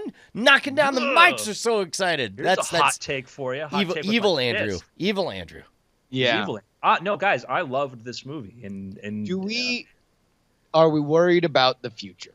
Because, listen, Marvel had the Incredible Hulk before they kind of like perfected exactly what the Marvel movies are supposed to be and who is in control of them. Does this make you less excited? And let's forget episode 8 for a minute, but just for all the other standalone stories. Honestly, I thought this would be the movie where they finally moved beyond the original IP to date. And it turns out it won't be this movie. It'll be the Han Solo movie or something, or like it'll be like they have to know. I wonder if he's gonna do the Kessel Run. I wonder if he's gonna do the Kessel Run in the movie. I wonder. I wonder if he's gonna win the Millennium Falcon. I wonder if Lando's gonna win the Cloud City in a Sabacc game. So here's my. They mined it dry. They mined it dry. There's nothing left. We've reached peak nostalgia, and we're on the downturn. Nostalgia is over 6,000 credits an ounce. It's back up. Let me. May I say something here? All right. I don't know. Is this regular Andrew or evil Andrew? It's evil Andrew. Okay, go ahead. Go ahead. Hey, I beat up regular Andrew. Okay. Evil Andrew's going to point out something here. Okay. I think there are strong writer-directors, and I think there are directors who have a grasp of writing, but aren't necessarily – writing isn't the strongest thing, and they haven't been working on that as much as directing, okay? Force Awakens, I think that it brought a lot of J.J. Abrams' strengths into what had to have been, who knows what it's like trying to make a movie, with the in the Disney machine. And that's the thing I'm gonna say about Rogue One too is I think extremely talented people all around. Okay, Yes. absolutely talented people all around. And I know that is a challenge. I would say that as a writer director, Gareth Edwards' last movie he wrote was Monsters, which was a beautiful movie, very, very beautiful movie, but that's the last movie he wrote. He was a director on Godzilla. He was so he's a young guy who hasn't had as much opportunity to say, this is what I need, this is what I want. He is still a guy that has to be beholden to producers and stuff, okay? And producers have protect their interests and try to make these decisions, but and sometimes being a kind of a risky vision can be problematic, okay? Rian Johnson, first movie, Brick, is a fantastic, extremely well-written, well-directed movie. I loved Brick. I thought Brick was wonderful. I thought Brick was extremely well done. Then he went and he did Looper? Brothers Bloom. Oh, Brothers Bloom was great. Brothers Bloom, and Brothers Bloom is, if anything, people say it feels Wes Anderson-ish or whatever, and there's things like that, but that there was thought about the characters and details put into there. It was still a very well thought through movie, okay? Then he did Looper, which went into a genre, which is a done-to-death genre, an extremely, time travel, whatever. Great tight movie, was able to direct a movie with Bruce Willis as a new director and get a movie that was serviceable out of that. Who will love Bruce Willis, but people talk about working with him, and so Looper I thought was a really, really good movie, really, really good movie. And so I would say what I'm looking forward to with Episode 8 is that Rian Johnson has all the tools that I say you need to make something like this work. I think he's a strong director. I think he's a strong writer. I am hoping that it's going to work. I'm worried about Han Solo because although I like Kasdan, it's Kasdan and his son wrote it, and I don't know that having those guys and then these two guys who I think are great, great directors, if their visions work together, that's going to be great. But if there is a different sort of pull in one way or the other, and so, lucky break having your dad be the guy who directed or wrote Empire, so you get a right, Han Solo movie. And I'm sure he's got his own credits as a writer too, so I'm not disparaging that at all. And he certainly had to show up and deliver to do that, because that can be hard. That can work against you. Having the family credit like that. But that's my tension about Han Solo. It's not like like if it was the Russo brothers or whatever who I think are doing amazing stuff on the Marvel universe. So I think Lord and Miller are great directors, and I think they can do great stuff. 21 Jump Street's great. If this movie isn't too campy, I feel I'm nervous about Han Solo. I'm more nervous about Han Solo than Episode 8. Episode 9, I love Jurassic World. I thought Jurassic World was a fun movie. I think that there's only so much you can do in a franchise about dinosaurs eating people, and I thought Jurassic World was a really fun, delightful movie that did a great job of that. Not everybody loves it. I had fun with it. I said I enjoyed it thoroughly. So Trevorrow's a writer. Trevorrow did Safety Not Guaranteed. He wrote Jurassic World, and so as a writer-director, I think he's good. So I'm more encouraged about where the main movies are going right now. I would agree. I very much hope that we don't that Disney learns some of the lessons from this production, and that they knew that this was a problematic movie, from the point where they were like reshooting it within an inch of its life, apparently, to the point where literally that first trailer is not a trailer for this movie. Like, all the most interesting elements of that trailer are like, okay, can we trust Jyn? Is Jyn so battle hardened that maybe, she feels the pull toward the Empire, right? Or that like there's all this element of like, oh, okay, well, is this worth fighting? Maybe it's easier just to give up to the Empire, but we're we have these characters that have this deeper moral kind of sense to them, maybe even coming in conflict with their friends and family. None of that's in this movie. Cool. Good news. Not only can you trust her, Justin, she is going to go into a spaceship full of battle-hard rebel veterans who have volunteered for a suicide mission, and she's going to give them the inspirational speech. Yeah. Because, they were clearly, I was like, why I don't like, it's like I just showed up in the new group. Hey, guys, let me tell you Yeah, thanks. I'm gonna go to the locker room and I'm gonna give the the football team. You know, I'm gonna there's- give them- I'll tell you, though, that Empire, they put their space pants on one leg at a time, like anybody Mr. else. Lombardi, I'm gonna let you speak. But first, I'm gonna say something here. It's this millennial. Let me put myself in there and be the most important person in the room thing. It's about my journey. So yeah, listen, I am more worried for Han Solo than I was before, but I still think that Lord. Well, how and- good can and it be? Miller- Because he lives. Yeah, I mean, well, I think that I'm- Lord and Miller are. No.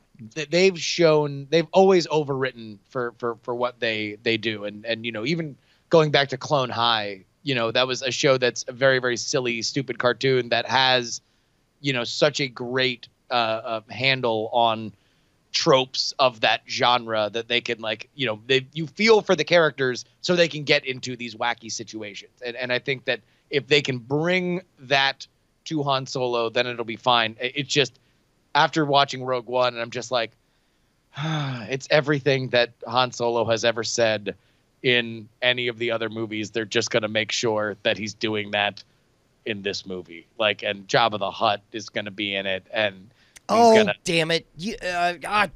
Why did you have to even say that? Because now I know it's going to be true.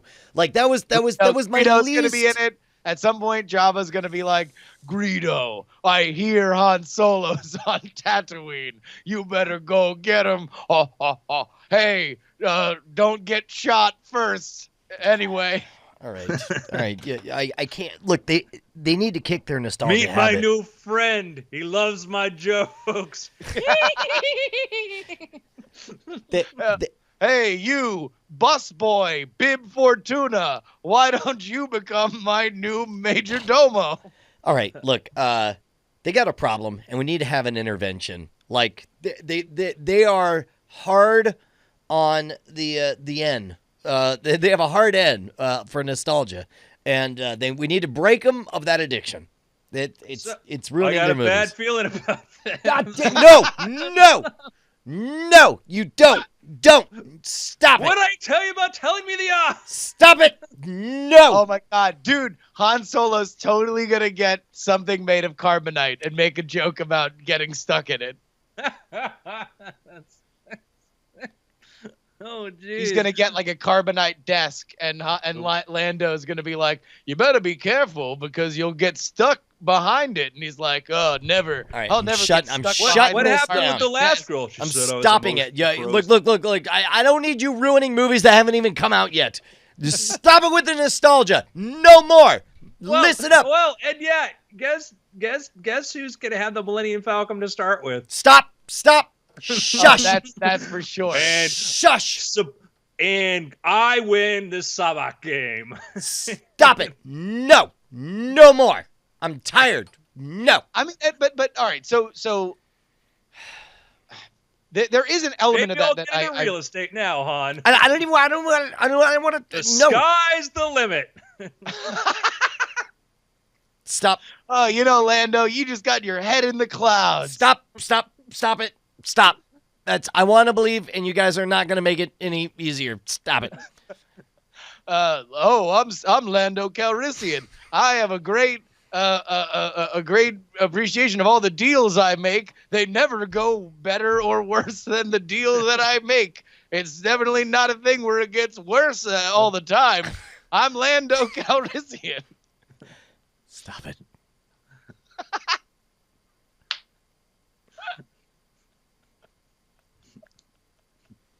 Oh, Chewbacca. You're a real Chewbacca, aren't you, man? You're crazy. Stop it. Kata Wag in the chat says, I love you, Mom. I know. I hate it when you say that. Turns to camera and winks. Our previous record. Our previous record is 13 parsecs. Stop it. Don't make you guys are gonna make me not believe anymore. You're taking away Santa Claus. Stop it. Stop it. My friends always arrive on time, especially when the Empire's chasing them. I'm Lando. Never drop my ship at the first sight of an Imperial cruiser. Could be worse. I I could bet be. you, man. Dude, there's this leaked scene I read from the new Han Solo movie where Han's learning how to be a pilot, and he cuts class the day that they're teaching about how to spot a space worm, and he's just like, "When am I gonna need that, assholes? I'm Han Solo." Then apparently, like spaceship repair. Yeah. You know, the problem is like this is what I was seeing. I'd like to see like Now we know why it's always broken. Like I would love to see like this thing like with Rey like previous like when she's first on Jakku or whatever trying to fix the Millennium Falcon. It's like fixing his parts. Like yeah, it's this goddamn long hair I keep finding in everything. It ruins everything. Because Chewbacca had long hair, and like if you have a big dog, the hair gets everywhere. Right. If you people clean out like their hard drives or their computers and stuff, and find dog hair everywhere. So You're killing me. You're killing me. I'm out. Han lands on Mos Eisley at the end, and B. Arthur's character from the holiday special turns to face the camera. Welcome. That I'd be okay with. So question for you guys. Yeah. I love Lord of the Rings.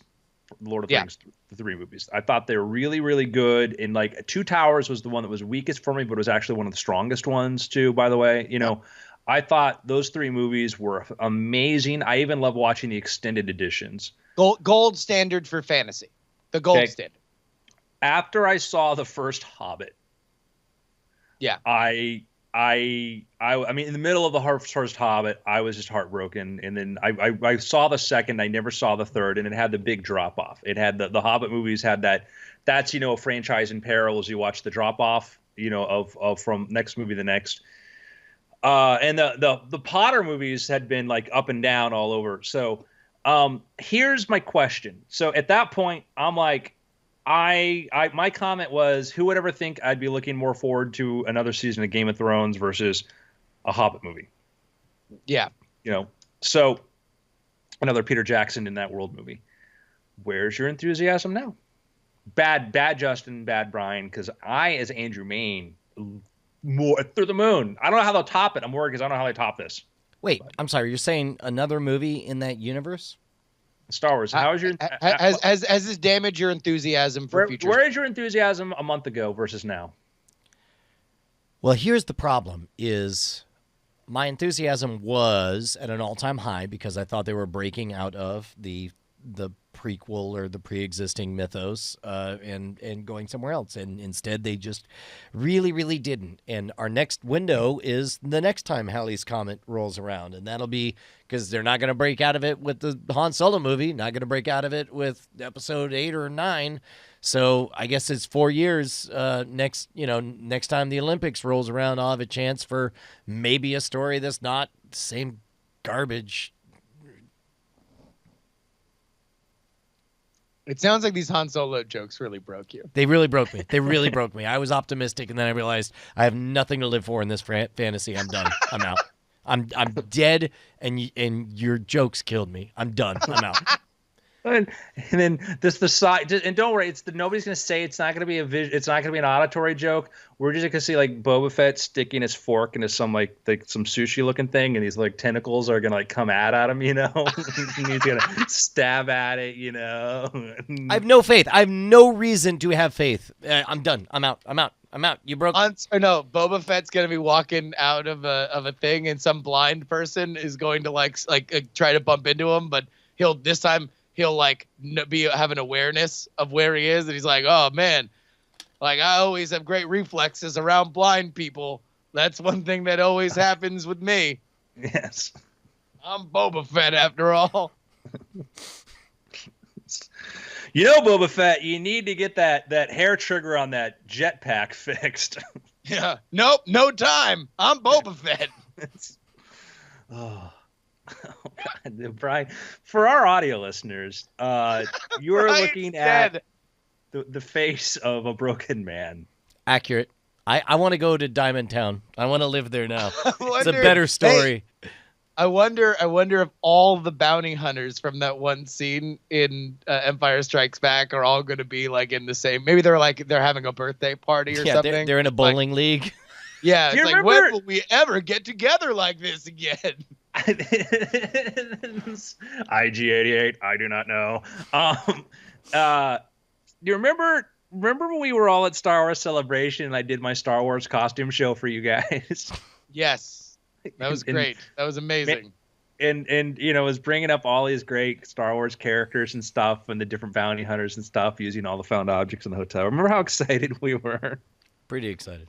Remember Yeah. those guys? I just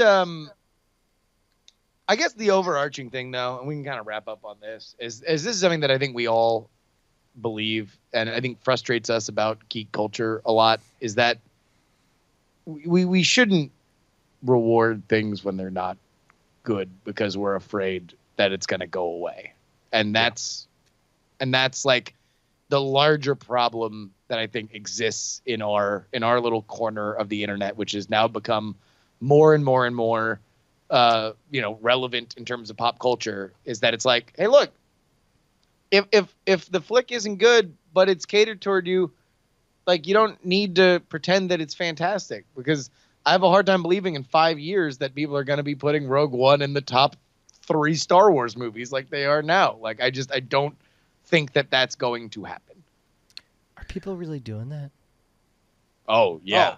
Oh no. Yeah. And since I'm the guy who hates Rogue One professionally, TM, like that's all I get is just like random tweets of like Empire, Rogue, New Hope, Episode 3, Jedi, Episode 7, all the cartoons and the novels too. Here's my list. And Rogue One's I don't know.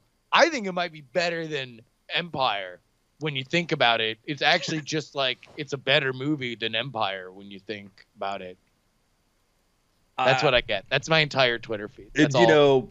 Superman versus Batman, Batman versus Superman, you really, if you watch the extended version, there's a lot more detail. All right, if I play J-pop, does that mean we have to wrap things up? Does that cause it to All right, happen? let's do picks.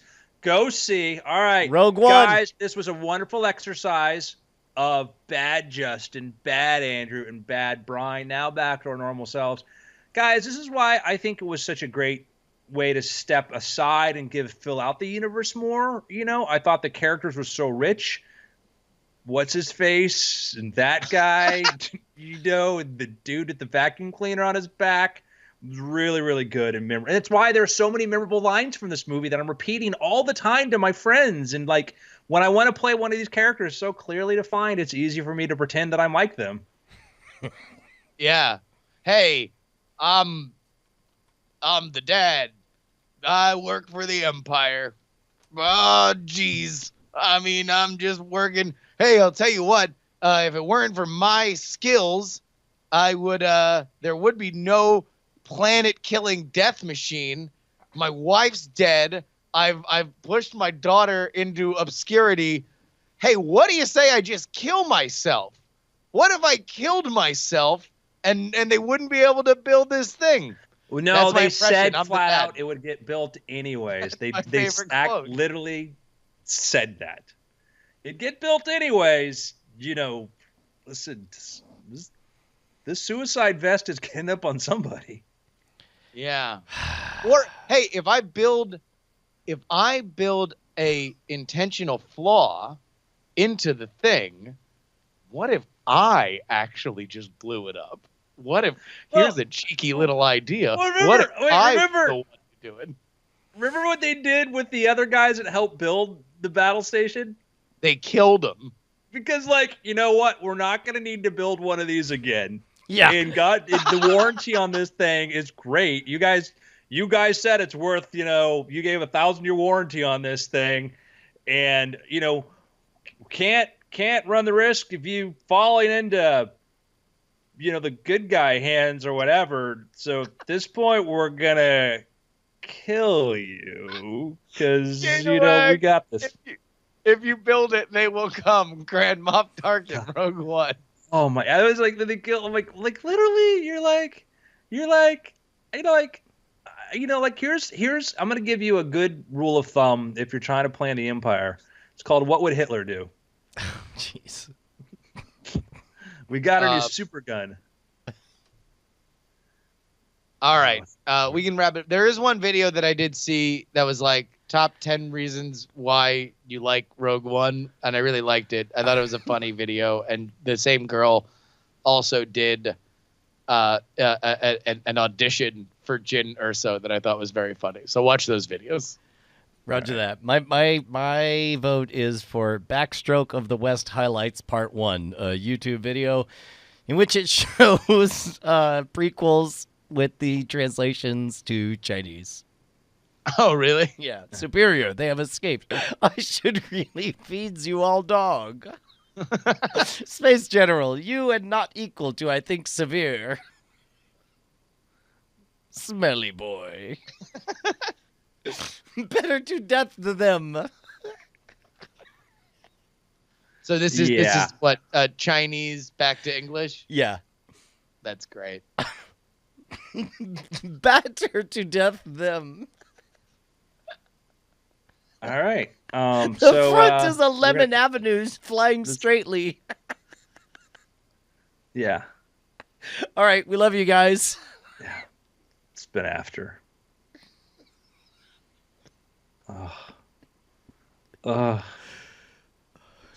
He's very deceitful. And then Mr. what drives Speaker, me crazy we about this can is just never the obvious green compromise screen with stuff black. when you're watching the prequel stuff I here. had enough of Yeah. this politics, Cecil. You're like, yeah, you okay? green screen. Yeah, because we just You were did this into shivering. Photoshop and we didn't have a practical How? set and we thought this would be much cooler. You died at the time of living the child. Is that baby on the hoof? Do not know. I do not need the child's help. Our baby blesses Godsley.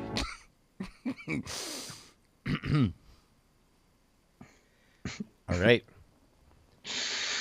And the way I must put away childish things. Yeah. Oh, all right, boys. That was definitely 3 hours. And it's the movie's still there.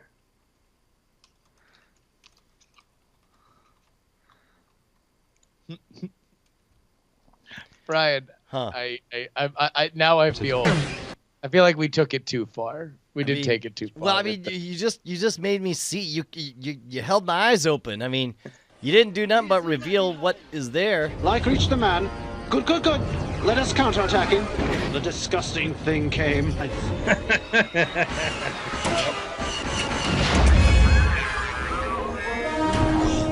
Good kind of.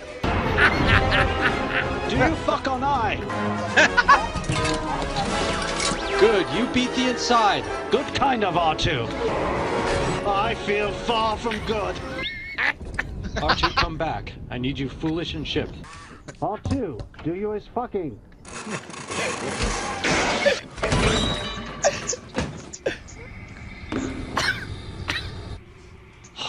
I was old. Very good. Is what is the row? Always is an R2 to come to. Do not take the elevator to do the game. Is all the disaster that R2 asked for. Did you make the ghost? I wanted not to. You too careful. He is a big. Mr. Speaker, we are for the big. Even since you I separate, I has been hating you. You are a sacrifice article that I cut up rough now. R2, let elevator stop. The day after the fair, jump quickly! Superior, they have escaped. Are we still a live? day after the fair. We're still I live, should but I'm really condensing feed this you all this thing. dog. Space General. You end not equal to, I think, severe. We should stop streaming. Okay. Smelly. All right. Bye, guys.